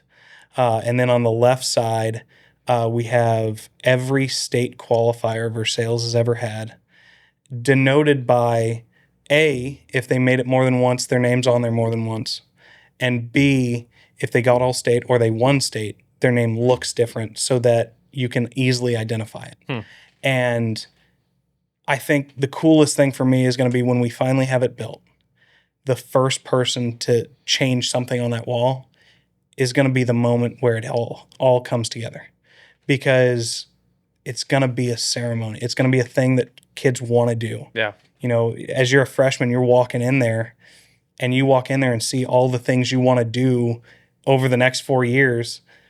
Naturally, you're going to want to work for it. Yep. And I mean, that's the community and the family of that golf team that I want to keep and build onto. And the girls' golf team was the same way. I was lucky enough that when I first started the girls' team, the girls that ended up being, I call them the original four, graduated last year. And those four are basically the best four golfers you could start a golf team with, as long as you didn't care about winning. Winning would come later. Because it was, we're going to have fun. We're going to make sure everybody's okay. You know, you sit there and you look at like how it impacted them, and you don't see it right away. You don't see it on the day-to-day basis. But, you know, I got to witness it when we had our first collegiate athlete, and then her best friend got another scholarship. They both went to Hannibal LaGrange to play girls golf, and they're starting the girls golf team up there. So it's like, this is amazing. Why do you think golf, it feels like, and maybe I'm wrong, but it feels like golf is becoming a very popular and prevalent sport like recently now? Like I can see, you know, I could see how it could have followed when Tiger was huge, right? But Well, that was my generation, was the Tiger boom. That was the Tiger boom. What is making it popular now? I think it's there's a bunch of different Or is it things. not? It is. Okay. It is. Seems like it is. I think there's a bunch of things. I think the Tiger boom people are having kids, Okay. and so the youth game is growing. Yep. I think that a lot of people are starting to realize what Dad and I did, which is that if you take your 10-year-old out to play 9 holes, you have them for 3 hours to get to talk to your kid. Yeah. That phrase you said, or that sentence of it's a giant living room. It is. It's a giant living room that you just get to be there. And there's no distractions. You get to check in on them. And then I think the two biggest things that have really caught that, the first one was COVID. Because when you were in lockdown, the only thing you could do was play golf. I mean, but you could putt it at these obnoxious. What did they do? Didn't they make it a? Yep, it was the could just yeet it at noodle. the- Yep, it was the noodle. And trust me, Stupid. I knew members that could beat me with the noodle. Like, they were really good at the noodle. Yep. But Made them real bad at putting the next year. Yes, But yes. Their handicap then went straight up. But they had a whole bunch of new golfers there. And even, you know, if you go on online forums about golf, which I do time to time to torture myself, you get to see people that go, "Oh, that's a COVID golfer." Like it's something bad, because there's a definite brand of COVID golf. okay. And it's like the guy that has iron covers. the guy that believes you should stamp the loft instead of the numbers on the irons, Okay. because he thinks lofts aren't true anymore. Where did this come from? Like you said, because- COVID, but like what? Yeah, they wanted to be purists about it instead of just enjoying the game for what it was. Who were these people? Yeah, What were they doing psychos before? is who it was. As a collegiate golfer, psychos. Oh my gosh. I mean, but- iron cover is obnoxious Yes, for sure. yes. That's So That's like making your bed. every COVID was a morning. big one, and then I think the PGA has done a really good job, not just the PGA Tour, Sure. but the PGA in general, of growing the game at a younger level. It used to be the old man game. Right. It did. It used to be my best friends when I was 12 were 85. And so, yeah, it's a little weird. Yeah. But then, now it's not uncommon to see 18, 20, 30-year-olds Yep. going out and playing. And a lot of that has to do with them being introduced to it when they were 12, 13, 14, Yeah. because the PGA has made a really, really hard push to do those things. And it's awesome. It's awesome. As a golf coach myself, it's a lot more helpful. I know that like in our community, our golf team has benefited a lot from having a little league. PGA Junior League, when they first came out, I know Eldon, who will be a perennial powerhouse for a long time. They've got a lot of really good things going on. I got to give credit to them. Matt Fry and Mike Cummings, they're killing it. And their first thing that they did was, hey, we're going to have a PGA Junior League team right here. And they got a little bit lucky in that Mike's son is really, really good and has been for a while, as he should be. And he got to the point where all his friends wanted to come out and play golf with him. Well, now you have, 15, 20 kids playing competitive golf at the age of 10. By the time they get to high school, it's going to be fun. Yeah. It's going to be great. Dadgummit. Yeah. So it's just getting them out early. And the ones that just graduate, it's a way to catch that feeling of competitiveness that you lose when you stop playing high school sports. Yeah. Oh, yeah. I mean, that's the biggest thing. Like everybody goes, oh, you're going to miss this. You can catch a little bit of it. You just got to be competitive in something. Right. And a lot of people like, you look at the guys that played 2-3 years in the NFL and then went and became, a real estate agent or something like that. And they're like the best real estate agent in the state. It's because they're competitive about it. And that's how they're getting their fix. Like, yeah, sure. I truly believe that. And it's the same way with everything else. I mean, I'm a little competitive in that I will do more than other people, or at least try to, for my community just because I want to be the guy that does that. And I want to be the one that they go, oh, that's him. Like, he's a nice guy. Let's ask him for help. Like, that's my goal. And that's where I'm competitive. I mean, yeah, I still play golf competitively because I want to and because I hate being bad. But other than that, it's more fun when you're good. It is. Sure. It is. Sure. It's more fun when you point. can. Yes, it's more fun when you can pull it off. Yes. When you try and hit the great shot and it doesn't go well, right. The margins for error are so slim. Yeah. Like, I feel like I'm in a good spot with my game where, like, my goal is just to advance the ball. Mm-hmm. It's the happiest you will ever be as a golfer. I know. I'm even starting to get, like, uberly frustrated at some points. And I'm like, I remember, I didn't, like, have a dad who was into golf. My granddad was into golf, but he passed away early. But I really didn't pick up a golf club seriously till probably a couple of years ago. I just got my first set of irons ever. But I picked it up purely as a mental toughness challenge to myself. I picked up golf and tennis at the same time on purpose to prove to go, hey, you're going to go be bad at something. Oh, for sure. And be okay with it. For sure. And now I've decided, like, if I'm interviewing somebody to work for me, I'm going to take them to a golf course. And just watch them. Yeah. Like, do you have a right to be mad? Yeah. Like, you can really find out a lot about a person on your 18-hole living room. The best thing that I have ever heard about that is look at your handicap. And not look at your handicap like, oh, look at your handicap and say, oh, this is, what I should be shooting. That number is how many bad shots you can have before you get angry. And it's funny because anger means different things to different people. So for me, that was, if I start cussing myself out in my head, like, okay, you've hit that spot. Well, if you're a 5 handicap and you hit your first bad shot and you start cussing yourself out in your head, you're going to implode. Right. Because you're going to hit bad shots. Yeah. But if you just shake that off, flush it away and move on and just keep going, things will get better. I used to tell the same girl that ended up going to college to play golf, which shout out Madison Corder because I know she'll watch this. I used to tell her that everything has a happy ending. So if it's not happy, it's not the end.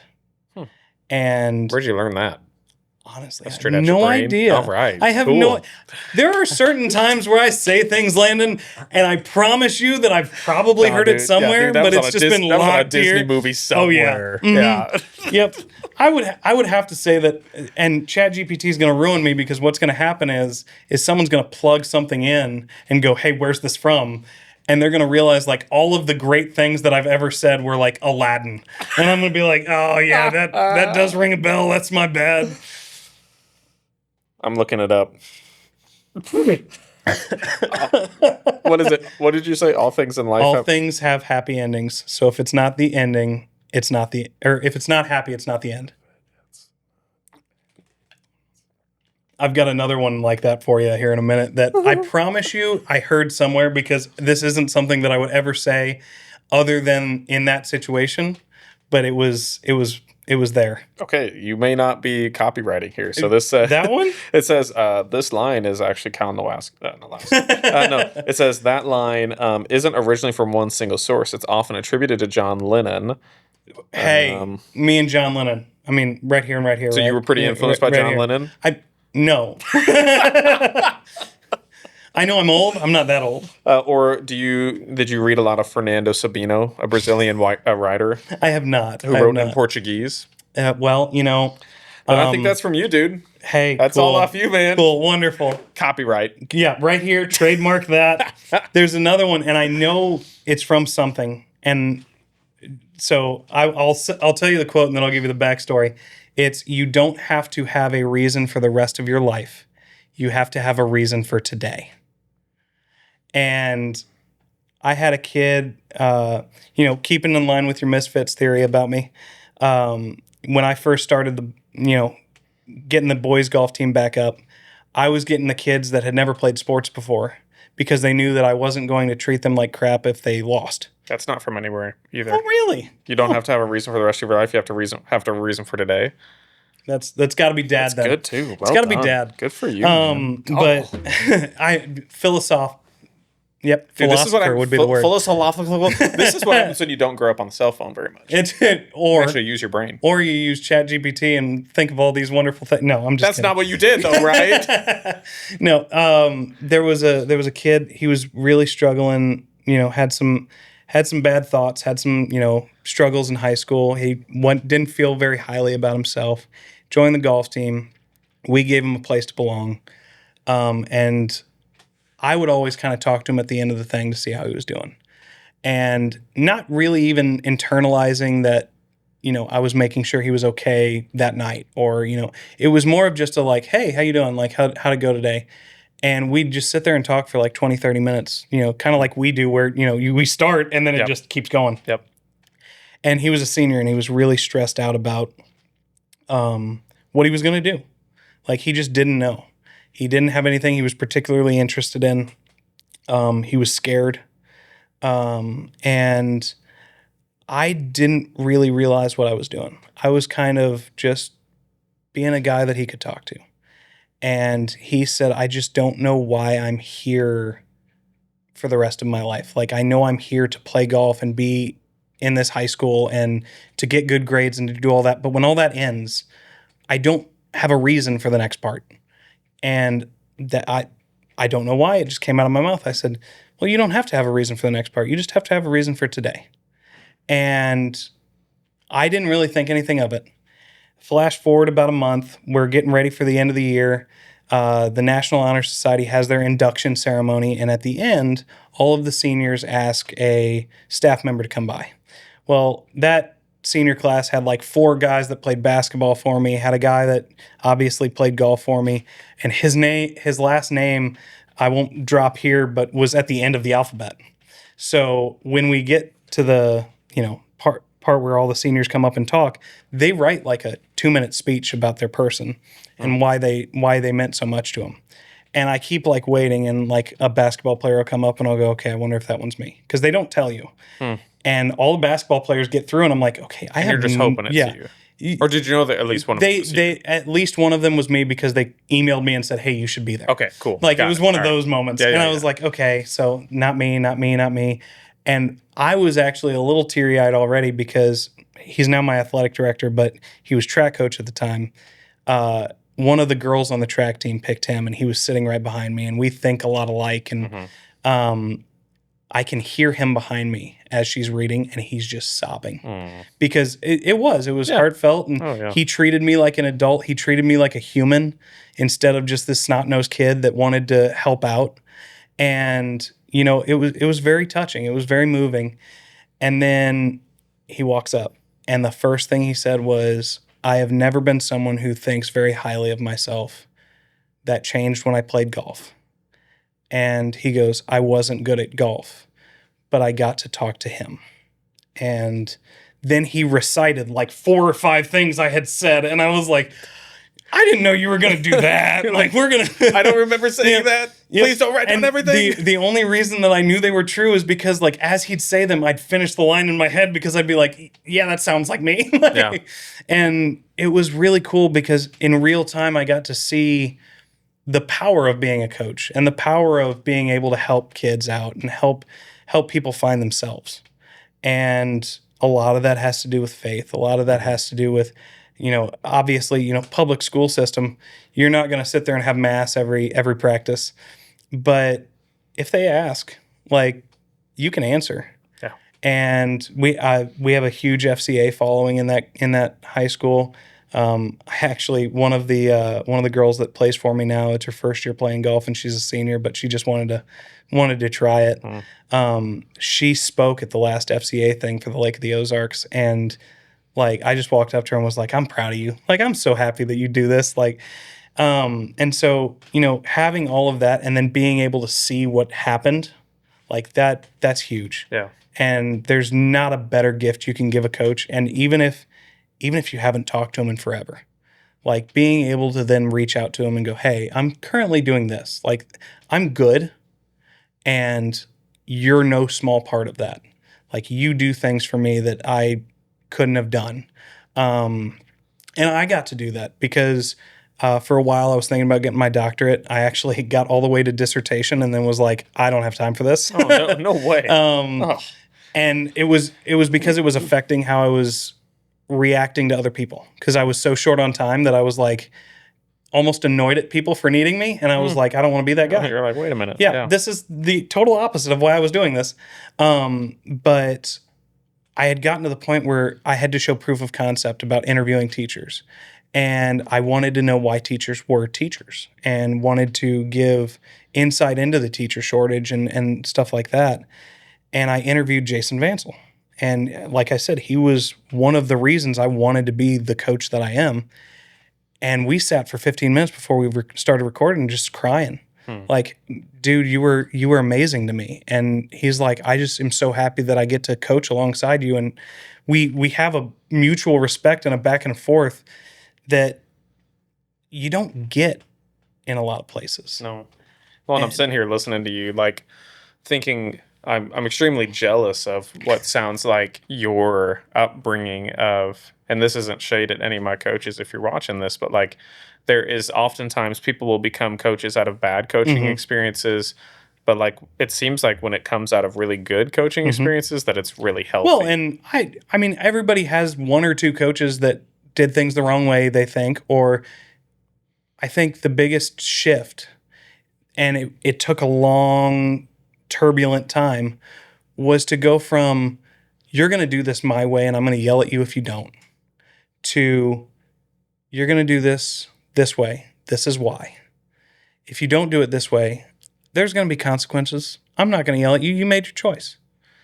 And I'm not going to scream at you to work hard. If you want to work hard and you want to do something, set a goal. I'll help you reach it. Yeah, it's a lot more about the kid than it is about the coach. It is. And I think that a lot of it is internally, that shift. But it's also, people thought for a long time, how do you reach this generation of kids? But it boils down to they know they have options. If you're a jerk and you coach basketball, they don't have to play school basketball to play basketball. They don't have to play school basketball to play in the NBA. You can go play EYBL, AAU, Midmo Elite. You can have all of these things. If your parents have the money to send you there, you don't have to deal with him. And do you think that's good? I don't know. I think there are case by case there. And there are situations where it's good for the kid as an addition. I think that if everybody has to go through that section where they don't agree with their coach. And it doesn't have to be a whole year. It doesn't have to be a whole season. But there's always been those times where, even within coaching staffs, I was the assistant coach for the high school team for 2 years. We had a great 2 years. And there would be times where we'd have like screaming matches in the office because, he thought we should be doing one thing. We think we should be doing another. We fight about it. We make up. We're good. And we decide on it together. And it's a big deal. And See, even hearing that, that to me isn't like disagreeing with coaches. I think that's like Yeah. you're talking about. It's normal. Yeah. It's when I think where I get fresh when I say bad coaches, Mhm. it's coaches that aren't even arguing with each other. oh Like, yeah, this is just the job. Yeah, it's We're just a doing job the to them. I get an extra $2,000. Honestly, I don't. Off the top of my head, I can only think of one example of that around my area at least, because even if it's not their sport, I think the understanding of what coaches actually do has gotten better. It's good. And I think that even the ones that may act like they, want to just have a paycheck and go on, they're full of crap because we don't get paid much. Right. Like yeah, you make like you're not like pulling off a Yeah. scam there. you make 1.5 cents an hour to deal with high schoolers, like, and solve all of their problems. Oh, what do they call that in Gen Z or Gen A? Is that a lick? A dubious lick? Yeah. Yeah. Or devious? Devious. He learned. Devious lick. Devious lick. Yeah, That's when they were ripping down. He's like, learning. They were ripping out. They were ripping out stuff in the bathrooms, like ripping stuff off the yeah, walls and like right, stealing yeah, toilets. And I'm yeah. like, okay, cool. What's your end game here? Yeah, that's a good point. Like these coaches that do seem checked out, it's not like they're pulling off a heist. Mm-hmm. Something must have had them feel such a way to not Yeah. be checked in. But Well, we had a situation where, and I won't name names, and I obviously, but a coach in our area lost the locker room. Like that was their whole thing. Like if you have a bad team or you have a bad season, if the kids in the locker room respect you, if they believe in what you're trying to do, if they believe you're building for the future, whatever it may be, you're fine. If you lose the locker room and it's very easy to do, and you can even do it without really messing up. It's walking that tightrope and, making sure that, yes, you can be hard on them, you can hold them accountable, but you say the wrong thing the wrong way, they're never coming back. They're kids.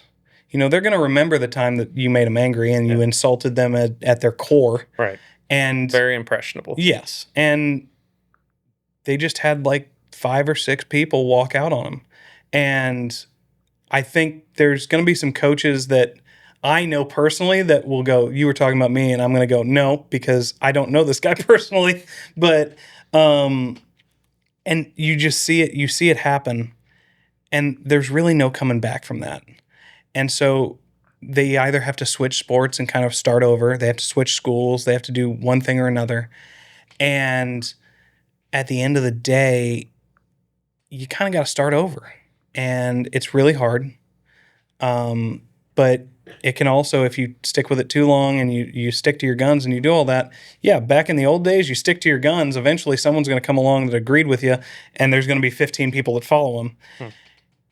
In today's day and age, You don't have 15 years. you don't have 15 years. And you don't have the time to do that because your program will die. Yep. I mean, there was fear of that, even last year going into the season for the boys' season, because all the mainstays, all the ones that, had family that were, there and were a part of it, they were gone. And you had, 1 or 2 that were from the last year. And it's really the onus is on the coaches to kind of advertise that to the kids and say, hey, this is what we do. But I think I get very lucky in that I don't have to recruit in my own hallways. They know who I am from elementary school and middle school. And, when we go to middle school basketball, I am hey, we're going to do some fun things. We're going to have a blast. I don't care if we win or lose. It's middle school basketball. No one's going to remember if you went undefeated or defeated all year. But we're going to do things the right way. I'm going to make you a better athlete. I'm going to make you a better person. And by the time they get, done with that and they go to high school, a lot of them find that they liked that. And so they go, oh, he's coaching golf. And I get 3 or 4 kids. And I love doing that because then I get to coach you for 5 years, 6 years, and we have a bond, and you can talk to me about stuff and I can talk to you about stuff, and we don't have to kind of censor ourselves. Because, yeah, there's obviously things you're not going to talk to them about, but you also have that moment where they go, hey, this class is really stressing me out. I don't want to go to my mom and dad because they're going to think that I'm slacking off.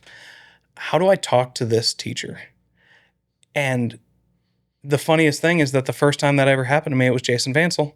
And I was like, hey, let me call him. And we just sat there on the phone on speakerphone and we were just way. like, hey, yeah, she's right here. And yeah, it was very cool. But then having the leadership on the next team know that A, I will do that, and B, having watched me do that and seeing how that process works, they then do that for the other kids. And they kind of take care of them. And it just cycles through. And then on top of having all of that, you then go, okay, well, this kid's entire friend group wants to hang out with them now at golf because they see how much fun they are when they are at golf. And they see how they belong to something. And people are celebrating them. My biggest shift when I started was we're going to celebrate everything under the sun. And I went overboard. Like what? We had our own Facebook page that was just the Tiger golf team. Fun. And every time someone made a birdie, I'd take a picture of them and post it. There you I mean, go. it was all right. I want to say in the first year there were probably 600 posts. Like that 600 Facebook page birdies, all right. does not exist anymore. No. Luckily, they've given coaches access to the athletics and activities page, and There I you can go. just. But even then, I've calmed that down. But I wanted them to feel like people were rooting for them. Yep. And I wanted them to see it in a way that they could digest. I mean, it's really easy when you go to like Meet the Tiger, Meet the Falcon, whatever. Everybody has one. Yep. Where they go in and they introduce themselves and everybody claps and they do some weird, challenge thing and they do trivia or something like that. That's great. Kids don't understand how much that really is. But if you get 400 likes on a Facebook post, if you get 50 comments that mentions them by name. If you get 20. Yeah, like the about ones 20 that go, people clapping hey, for you in a room." congrats, Caitlin, on making it to state, and there's 400 of them. Like, that's huge. Yeah. And so they feel like there's somebody in their corner. And I wanted to start with that, and then we back it up to a reasonable level at the end. Sure, yeah. But, I mean, and even something as little as, I'm going to mention Jason Vansel again. I should have just brought him along. Yeah, sure. We phone a friend. But yesterday, we had our first football game. He does color commentary on KRMS, and he does it with Colton. And they were at Eldon, and he was texting me because I was in the booth for the Versailles game and was texting me for score updates and stuff. And just unprompted, I sent him the results of the girls' golf team. And I had Stover, Eldon, Versailles, like all the schools highlighted. And I told him what the tournament was. And I said, hey, if you just need something to kill time. And like midway through halftime, he shouts out all the Eldon kids, all the Stover kids, all the Versailles kids. He talks about how awesome it is and they have a little fun with it. But those kids got to hear their name on the radio. And that's something they don't get to hear all the time. Well, also, he's live streaming it on YouTube. So now that clip's there forever. Yep. And he's doing all that. That's the stuff they understand now. That's the stuff that they relate to. And I think a lot of people now do. Oh, I think with this for sure. podcast, that's one of the things that when I talk about like being able to platform other people, this is a really cool way of just going like, oh, this is how I can showcase you in a way that everybody digests. Oh, yeah. Well, I know, and I'm at the you're a millennial. I'm at the very bottom cut of the millennial. But this is probably the most Gen Z thing of me of like, you have a podcast. This is I watch YouTube every day. It's such a 30-year-old Every day guy I'm on thing. YouTube. So yeah, this is definitely stereotype Gen Z, but man, that's really cool what you're doing for these kids. And just to hear like, I don't hear any wavering in your voice about how you think it's going. And you don't strike me as a delusional person. Well, so it's very. I appreciate that, but most people would disagree. But it's just like, but I think my guess is if I called Jason or anybody, they'd be like, yeah, this is exactly how this is going. And for sales, like it's very exciting for me to hear something so positive, and trending in the right direction. And we've yet to talk about winning or losing. Oh yeah. So I'm jealous of it and I'm encouraged by it. So, what was you were at CMU for 4 years, 2011 to 2015. Tell me about your impression of Fayette, CMU. Fayette is, I said this off air, I think, and I'll say it again because who cares? Fayette is, no matter how much you change it, it's gonna be the same. Yeah. And I love it. Like, you know, you've built 6-7 buildings, 6-7 since 6-7. Yep. I can't stop doing it now. You've built, you know, those buildings and made so many changes and so many improvements, not only to CMU, but to the square, Yep. to, you know, to all the surrounding areas. And I could find my way around town. Oh, yeah. I could know exactly where to go to eat. I know exactly where to go to get macaroni and cheese pizza from Casey's. Like, I will forever have all of those memories. And for the most part, everything's going to stay the same, and I love it. And seeing them grow as well is huge. You know, they hired your new golf coach, Fred Smith, and I was talking to. They announced him at the CMU Booster, and so Talking about CMU golf coach is Fred. yes. Right. Yeah. and they announced him at the CMU Booster.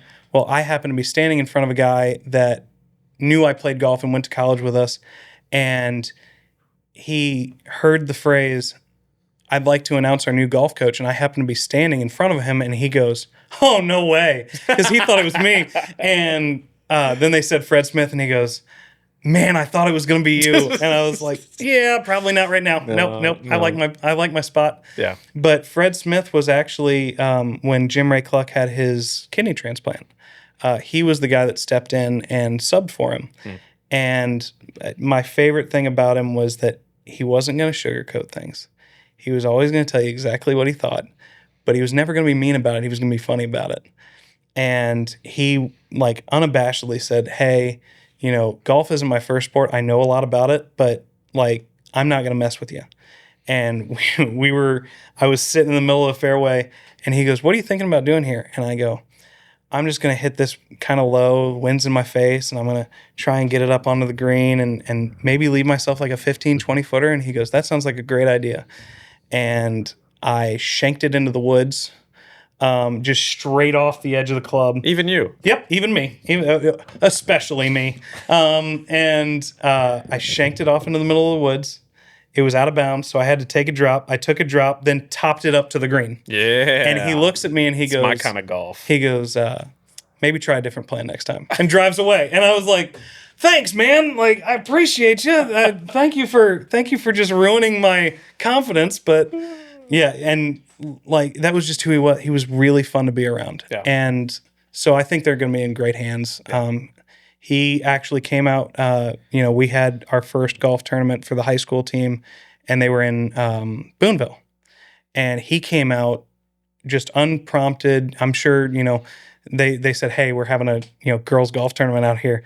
And he was handing out his business card and just saying, "Hey, I've seen your stats. I like this." And if he hadn't heard of them, he's just going, "Hey, if you think that this is an option, come talk to me. We'll have lunch. We'll figure something out." And you don't see a lot of college coaches at that level doing those things. No.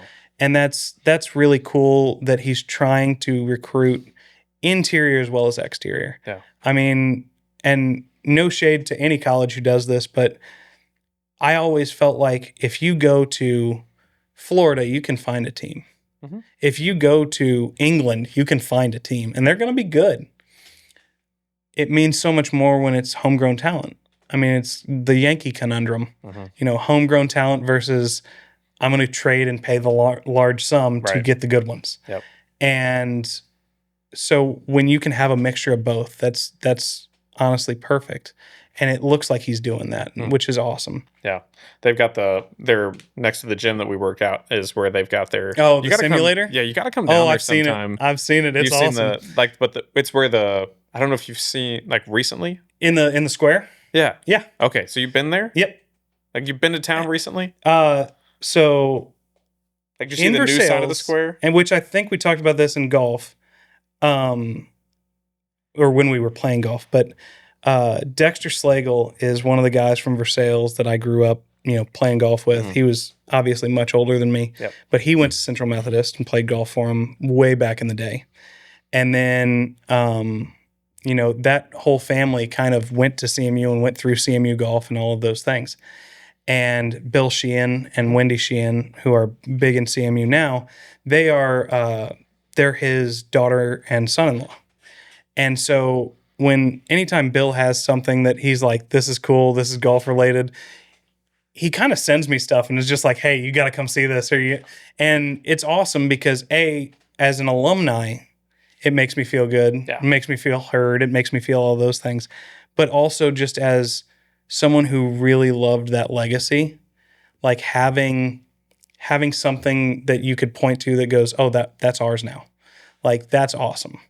And from what I remember, that whole side of the square was nothing. So Yeah. having that So be you there. didn't come to town though. No. Okay, so you got to because the one side of the square they tore down and rebuilt, but the golf simulator is where the old Dollar General was when you were there. Okay. So Okay. that's where the gym is now, and then the dance team and the golf Really? simulator and the team are on That's the other awesome. side.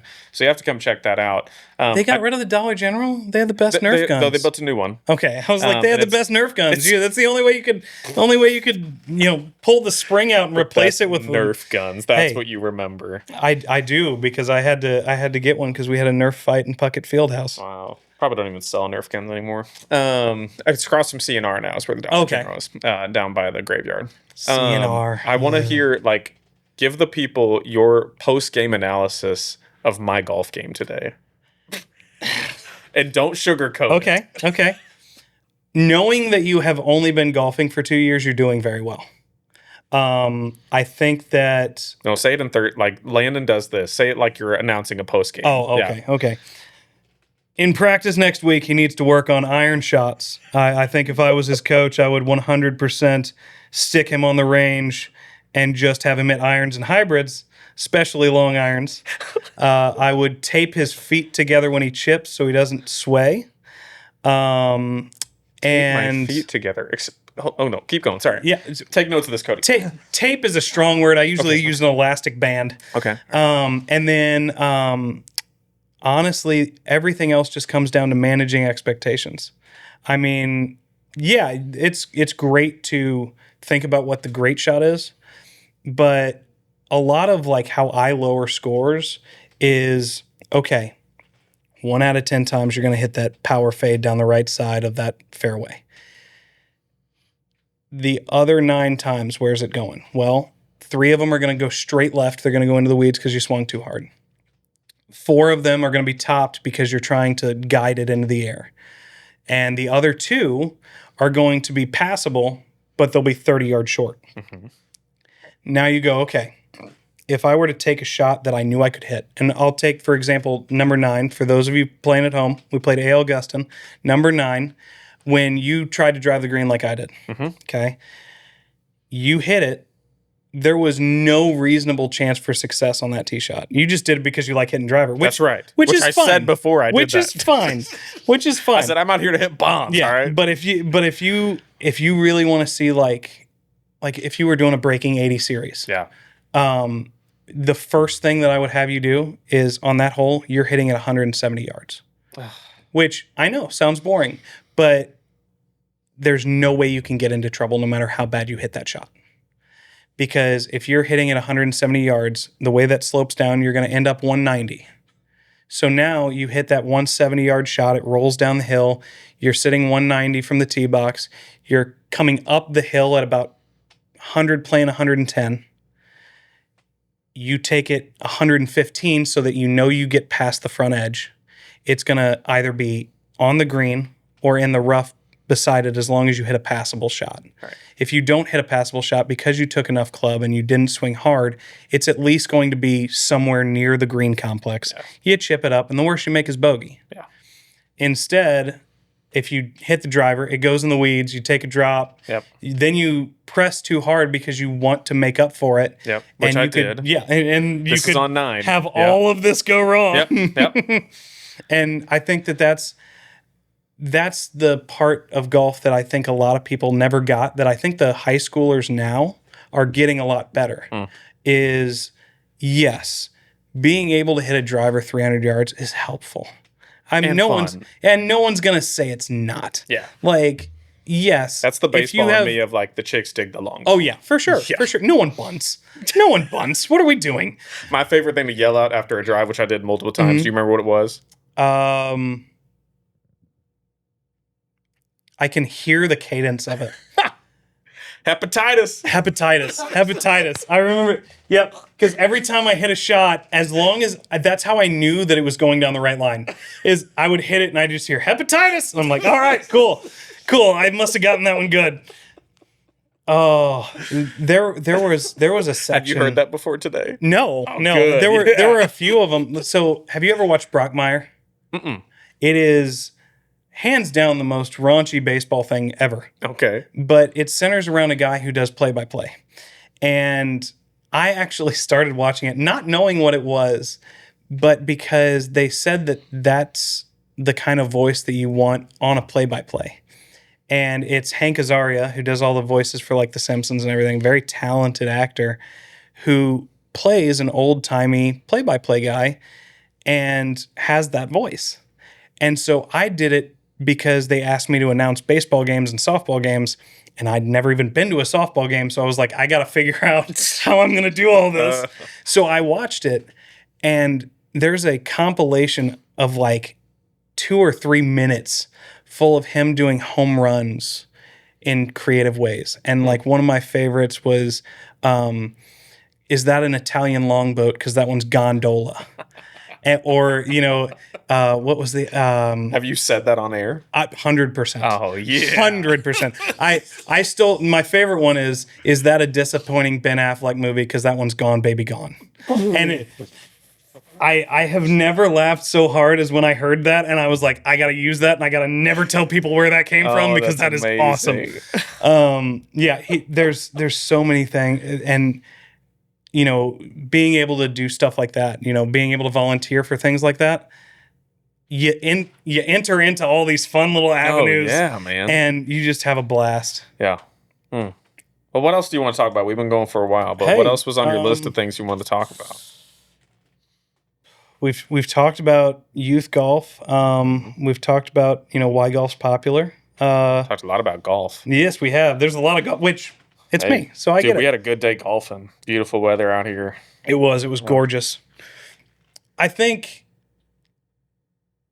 for me, the biggest thing that I'd like anybody to get out of it is, I have been very lucky and very blessed to have administrators that agree with how I do things, and also that understand why I do, recruiting kids and doing stuff like that the way that I do. I think that there are so many coaches that are young, just coming into it, that and I'm starting to get there, I'm losing my hair, I'm doing all that, but if you're not the old guy, the old veteran, they're not necessarily going to pay attention to how you do things. And so knowing what I know now and having rebuilt a program that was dead, I know that the boys golf program for 6 years before I became the head coach didn't have a team score ever. They were 0 and whatever they were. And they had great golfers on that team, but they had 1 or 2.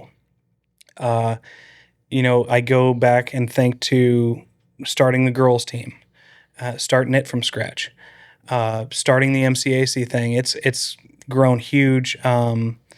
I want to say when we started, we had 12 kids. We do grades 3rd through 6th. And I had to let a couple second graders in so we could have full teams. And last year we had 26, and they were all 3rd through 6th graders. Then we had to expand the league and create like a sub league that you graduate into, because the kids that had been there for 2 or 3 years were starting to get so much better that, and credit to them and credit to their parents, they started feeling bad when they would win because they were like, yeah, I'm supposed to win. Right. Like, there's no age divisions in Little League golf. It's, we pair them up by skill. Mm-hmm. Each team has an A player, B player, C player, etc. And then they play 2-man scrambles with subs. And they just keep subbing in and out and having fun and doing all those. And I was like, well, you get past 6th grade, there's really nothing to do until high school. Right. So we created what we call the Excel Tour, and basically what it is the 7th and 8th graders get an automatic bid into it as long as they pay the MCAC dues. And then for like, $30, we have them go and play a course. We'll play, high school rules basically, and we'll determine what place you tee off from based on your age. So now you have kids that are competing. If you've got a really talented 4th grader or 5th grader that wants to compete against those kids because that's the kids they can compete with, but maybe can't hit the ball like a 14, 15-year-old. Yeah, we'll take them, we'll put them in there, and we'll say, you're playing from the greens. Having that system is kind of like rebuilding the LOJGA when I was a kid. Dude, this sounds so much to manage. How on earth do you do it? I'm gonna trying to toot your I'm horn, gonna but I'm gonna give you some secrets. Do you have many AI I'm gonna give you assistants? some secrets because I know that there's coaches that have asked me and they're like, "Hey, I want to do mentioned something like 40 this." programs you've built. So I have. I appreciate that. I have because I have schedulers. I have all sorts of things. So if I run down the things that I always have to keep in mind, I am a substitute bus driver. So anything that's not my activity that they don't have if they have a route where, like last year, one of the special ed routes, she tore her shoulder. She couldn't drive for like a month. They went, hey, do you want to, go out, an hour early from school, drive a bus, come in, teach PE. You don't have to do the afternoon because you've got practice, but you can help us out by doing this for a month. Yeah, I'll do it. That's fine. So we've got substitute bus driving. I drive every activity that I coach in. So if I'm, got a golf match, I'm driving the bus. You've also got announcing. I say I need to schedule around that. I love it. Yeah. It's so much fun. I get into the atmosphere and all that. So I do that for JV and middle school football. Varsity football, I'm not the announcer, but I run the sound and video board. Okay. Middle school and high school baseball and softball, I'm the announcer and I run the music. I do all these things. MCAC, I announce everything they do because it's just, I want them to feel like the high schoolers. Yeah. And so... Yeah, I get that you do everything. Tell me how you manage to do it. Like you said, you just built a golf league. It's a mixture of ChatGPT. Okay, cool. Which... My listeners will hate that. Yep. Sorry, Cassie. No, and I use it sparingly, but I use it for things that would take me over an hour.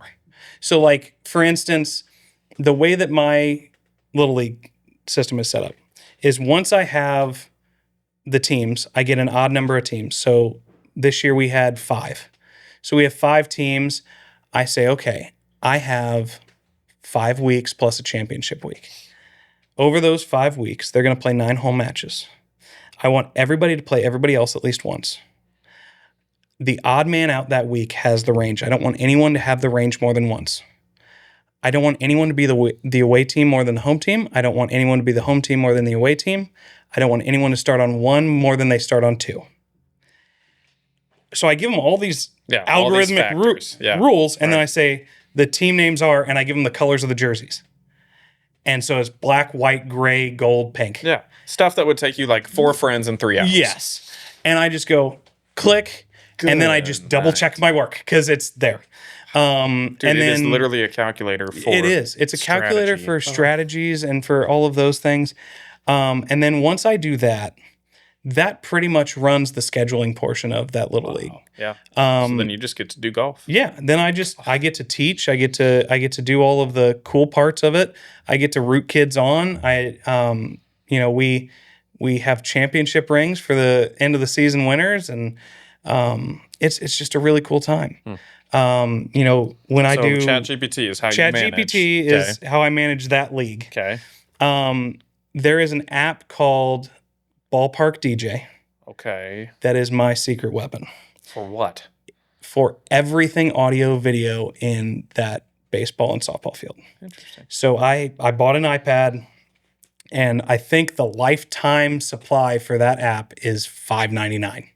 So $5.99. Yes, we are fine. So I click that, buy that. I think I bought it 2 years ago. I'm still using it. And then I hook it up to my Apple Music. So now I go in and it has a section where you say, okay, here's, this year's baseball team. You can have multiple teams in there. So I have the baseball team, I have the softball team, and then I have every MCAC baseball and softball team, 10U, 14U, 18U, all of those, and they all have sections. I can then go in and upload their whole roster. And this is going to sound like it takes forever, but I'll get there. And then what I have the coaches do for the high school teams is I have a little form, and all it says is name, what positions you play, and then batting song, pitching song. And they know that it's 15 seconds long, so they can give me a timestamp. If they want, the intro to Hell's Bells and it starts right at the beginning, yeah, give me that. If they want a specific part of, let's see here, I'm trying to think. Since You've Been Gone? Since You've Been Gone was one of the baseball players' walk-up songs. It was one awesome. of the baseball players. Yeah, shout out Gage Judd because he was amazing. But Sorry, he was candles cooking back. Yeah, here. that thing needed to. But article. He has. He wanted it right at the break of Since You've Been Gone. So he just wrote down when she gets real loud. And I just went in and just scrubbed it until I got to that point, clicked it, set it for 15 seconds, and that was it. That is a banger. I'll give him that. Exactly. Yeah. It was awesome. It lit the crowd up. It was great. We had a kid that wanted to bat to When He Yells Mustard and TV Off by Kendrick Lamar. It's literally a 30-second clip of him just yelling mustard. It's really loud. I don't know why it pumps up the crowd so much. That has to be one of those 6-7 things, but it was awesome. And so, I go there, I, get these forms compiled. So for the high school team, I'll have the baseball and the softball ones get to me at the same time. I spend an hour, and all I'll do is just type in their name, type in their number. Hey, this is their song. I scrub it to the right point. I will then record my voice saying that. Jeez. Because a lot of times, baseball, softball's in the spring. If I'm going at a golf match, they're kind of bummed, and I feel bad for the people that have to sub for me. Genius. And it's so $6. I recorded it. So now I can just turn on the recordings and then hand them the iPad, and they have me. That's crazy. We do Good that. for you, man. And then when the MCAC kids, because they're not going to fill out a form. Right. So what I do is I go to the second practice of the season. I go, all right, everybody should have their number. Everybody should have their thing. Here's what I'm going to do. I'm going to go in. I'm going to take my iPad. I'm going to open up notes. I'm going to go in. I'm going to say, hey, okay, your number is, I'm going to make them turn around and show me their jersey because I can't trust them. Yep. They're going to tell me, oh, my name's this. My number's this. I'm going to say, okay, say your name really slow. I'm going to make sure that I can say their name correctly because sometimes, Kyle. sometimes it's really, really tough to get those last names in. But then I will go, okay, if they have a song, that's great. I know the 14U kids, they're going to have songs. Yeah. The 10U kids, they're going to go, I want to be a rock star. Or I like rap. I like rock. I like hip hop. I like, I'll start playing. No joke. Dude. The coolest ones are when they do the SpongeBob songs and stuff. That's awesome. Yeah. But I'll go through and I have playlists already made in Apple Music of hey, this is this vibe. And I'll just click it and I'll go, how about this one? And they'll go, yes. And I'll write it down and go to the next one. They're really helpful with stuff like that. But then I go in and go, hey, everything's done. I'll go up and run the scoreboard and hit the buttons. Yep. That's fine with me. Yep. If you want to pay someone else to do it, that's great. I'm going to give you the iPad to let you do it. Yep.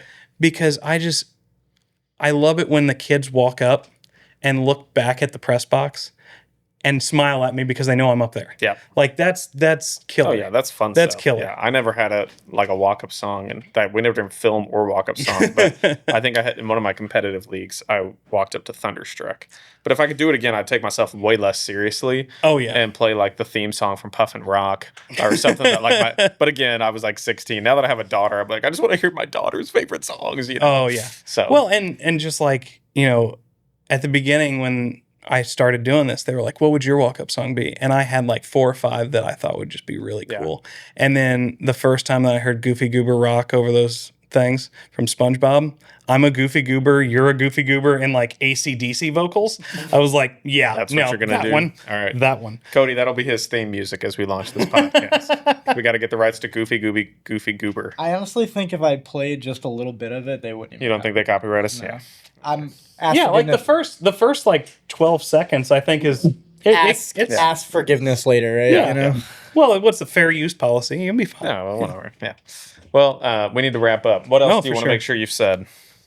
It's all good. Shout out Versailles. What's the logo on your shirt? this What is one? that? Yeah. That's Pins and Aces. Okay. I got really into their kind of stuff. It's actually the hat too. Okay. Well, I noticed you got your ball marker clips Yep. to the side. Yep. That's They wild. Let me and see they it. make and that's Pins and Aces. Yep, they make all different kinds of ball markers. They've got some funny ones. They do That Happy is Gilmore ones, hefty. and they're nice. You guys look like you went out and golfed today. Like just looking at the white shot on camera, I mean, you guys just that look we like went you golfing went out. today? Is that what you're Landon knows how to golf. I'm still working on it. All that's I did outdrive you a couple You of did. times. You did. why do we all have hats on too? Like what are we Well, doing? We literally just got off the golf You want to know course. why we all have hats on? Because you won't be able to handle the glare. You. If I take my hat off, everybody knows I'm balding. So, yes. That ship has sailed from. Man, that must suck being old. Dude, I'm still hanging on to it as best as I can. I wasn't even that old, so I'm, it's I'm not. taking it's not biotin an now, old thing. you know? Yeah, trying to hang just on to that last. And it's only growing hair on my back. That's all it's doing.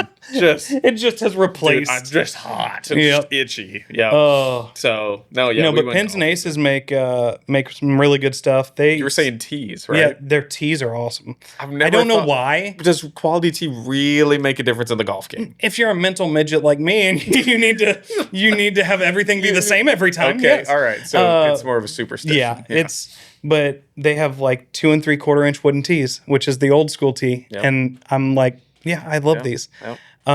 But I really got into them for their polos because they have wild stuff and Yep. they have tiger stripes and You're kind of a wild dude. yeah. I mean, if anything is I to be meant said that about me. endearingly. All right. Yeah, if Wasn't a anything is roast. to be said about me, I will never. This is the most toned down I get. So we have in elementary PE, I have a challenge every year with my kids to see how long I can go throughout the school year without repeating a pair of shoes Wow. because I'm a shoe freak. Yeah. What are those? These are Way of Wade slides because I just got done golfing and my feet hurt. Way of Wade. Mhm. They look like Spaceships, man. yeah. But they're great. Throw 'em The up here so bottoms of everybody them. can see it. Yeah, here you go. There you go. Yep. Can you stretch better than that? Oh God, no. God, no. I am not an athlete anymore What's or up? ever. Are we good? There you go. There you go. Right These are my J's. Yep. See, and I'm gonna get clowned because I should have been wearing something like that, like I wore on the golf course today. Oh, who cares? But who cares? no, it's the kids. The The kids kids? will care. Wow. But I started getting into shoes, and luckily my feet never grew past like 9th grade. What size are you? 8. That a boy. Yeah. So Dude, you can find anything. yes, I can find anything, and it's usually cheap. Yes. And so I have some Grail shoes. I've got the off-white ones, and I've got some of the cool ones. have you heard of Wolf and Shepherd? Mm-hmm. I've got a couple of those. See, I don't have any of those, but I've got. I think my favorite pair is the first pair that I coached in Versailles, and I didn't know that they were going to be that expensive, but they were the last Kobe's before Kobe died, Wow. and they. Please tell me they were sitting in a glass box in your No, closet. I wear them all the time now because they're already beat. I did basketball practice for 2 years in them, so yeah, see, they've got nothing I'm, left. I'm not allowed to have like nice shoes because like I'll go run in the mud with like just never have been allowed to. So right now I've got a cycle of like 10 different pairs of shoes to just try to keep them yeah. all from wearing out as fast. Well, as I'm going to burst your bubble a little bit because my record is 100 days. Good lord. Of never repeating? Never Like repeating day a by parachute. day or just ever? Ever. God. Yeah. I have Do ChatGPT you helps own me a house? organize. Like, is a whole bedroom for... So Yeah, where are you at now? We never left whether you got out of your parents' basement. Yeah, we bought a house. What's your address? Yeah, Sorry. what's your address? Where are the shoes stored? Social security number. Yeah. No, we where's bought a the fake house rock with the key? Sorry, and we've got so it's a 3-bedroom, You're saying like we. one bath. bought the house? Well, me and Dad, because Oh, okay. I was a poor college kid who didn't have a job. Well, dude, I thought, some people, well, I don't know if you had a friend you bought it with, or there's some people who say we, and I'll be like, we, and they're like, yeah, I guess it was nobody else, just Yeah, it was just me. Yeah, just me. So anyway, so you bought a house. So I bought a house, and so I repainted everything Philadelphia Eagles colors because, that's me. And then Have you always been an Eagles fan at least? Yes. Okay. Yes. All right. If you ask anyone that went to college with I think us, that I remember that. Yeah.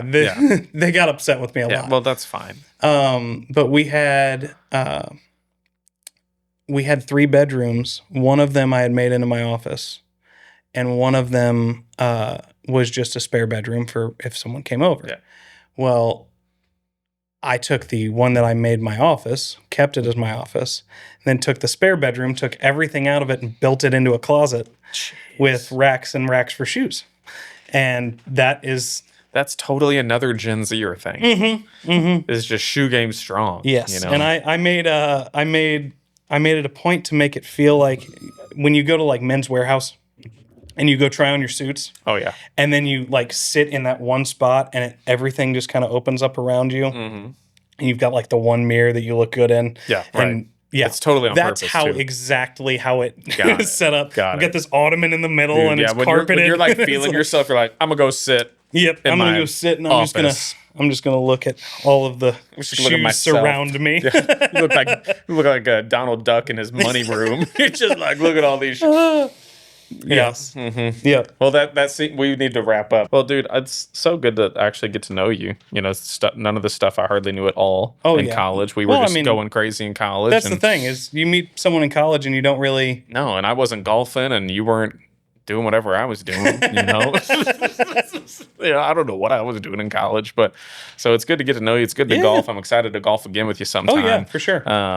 Especially like, is the lake kind of in between for here in Versailles, or what's like a good in between point? on the other part? So Okay. the lake is actually the Like, it lake took you how long proper, to like get you? Osage Beach. Yeah. Osage Beach is 30 minutes close or farther away from me. Okay.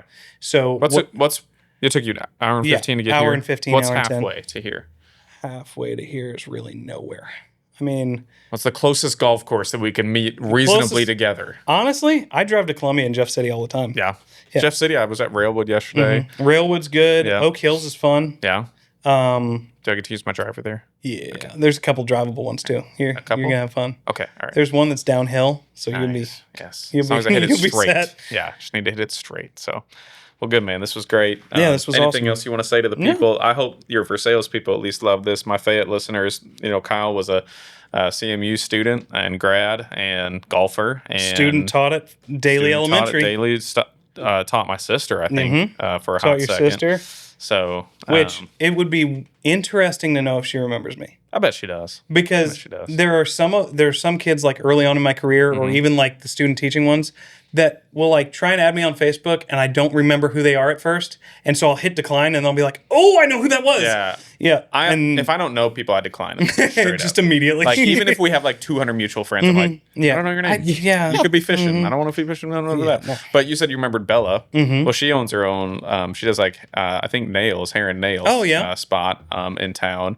My little sister. Wait, hold on. There's a nail place in town? She does them. Yeah. That's my one bone to pick with Fayette. You need something? So Because dude, I'm losing this fingernail. anyway. That was how like some of the golf team, I'm not going to say all of them because some of them thought we were really weird for this. That's how we'd get ready for tournaments. Go Because get you have to your walk nails 36 done? holes. Yeah, you get your feet done. Your feet done. I don't know. Yeah. I don't know if it's Manny Petty. I don't know. I don't want to speak But for her. even manicures were great because it'd take Yeah. away like the nail biting scars and things. Yeah. And you'd feel great going into that I've first round. never had either one of those. Dude.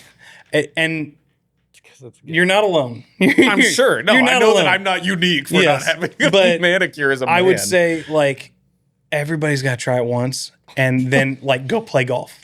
You will feel like a totally different like, human being. If nobody listened to the context of that, you could have said that about drugs, Oh, yeah, cocaine, yeah, anything. yeah. Well, yeah, Go get I your mean, nails done yeah, and then go get your nails done and then go do that. Or you know, I will have clip out of basketball context. people.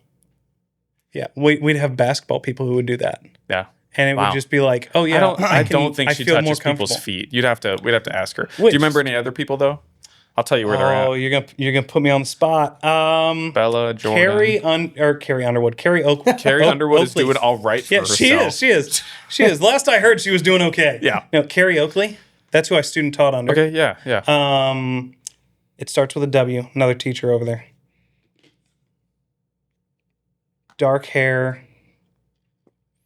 Oh, goodness gracious. I know it was a family name that I recognized in Fayette, and it started with W. W. I mean, Williams is a neat. No, it's it's more unique than that. You've put me on the spot. But students, do you remember any students? Because now they're students? graduating college, Holy which is crazy. God. You're welcome. Holy God. Thank you for that one. Yep. Honestly, Bella and Jordan were the ones that I kind of really remembered. Yeah. Just because. Well, you knew me. Yeah. Yeah. Bella would talk to me about you. Yep. And Bella would talk or to you. I was about Jordan, to say, I was like, Bella Jordan ain't would. talking Yeah, about no. me. Bella's not talking about you. Bella would talk to me about CMU Okay. Yep. because Asbury's would always be over there. Yep. And then she would talk to me about golf Mm-hmm. because she was big into golf. And then Jordan would just talk to me about you and, Yep. hey, are you going with Joe Ryan and Landon to this thing? And I'm, yeah, I'll be there. Or no, they didn't invite me. Whatever happened to, okay, so I remember Clayton. Mm-hmm. Clayton's daughter. Yeah, Zoe. Yeah. Oh yeah. Okay. So, and I have no idea how to contact them. So I will I got send it you. to you. I got you. And because there is a picture, and it's the same picture that I always point to when I go, this is when I knew I was good at this. Yeah. There is a picture of me laying in their lawn reading a book to Zoe. And it is the cutest thing I've ever done. It would. If I ever re-enter the dating pool, I will post that to my forehead and just be like, this is what you're signing up for right here. This right here. Bro, she just started high school. Just so you know. That's insane. Yeah, that I will forever see that kid as that little girl that just wanted me to read to her. Yeah. But And that also, was- she's got such a cool upbringing of like, Oh yeah. all of her friends are older than her. Yeah, all the college kids All that of were her hanging friends. out Yeah. and She's in our small group now. So like I see her. Really? Yeah, I see her like every That's- Tuesday and that's I'm so like, cool. I grew up with you basically. It's like I grew up with you. You're like everyone's little sister and now you're growing up. So yeah, that's wild. yeah. Well, anyway, I'll connect you with them if you ever want to. Oh, They yeah, live in for Columbia sure. now. We go to church together here. But anyway, And Kyle. if you were in my student teaching class and you remember me, yeah, put it in the comment comments. in this. Yep. Yep. And then I will respond to those because There I you want to. go. I want to see where you're at. Yes. So cool. Well, Kyle, thank you so much. Let's golf again sometime. And folks, I hope one of the main messages you hear today is that coaching and good coaching can breed a lot of success and a lot of good things for our students. So I appreciate you reaching out to me to get on here, and we'll golf again. And that's it. So I don't know. Outro music. Now for the very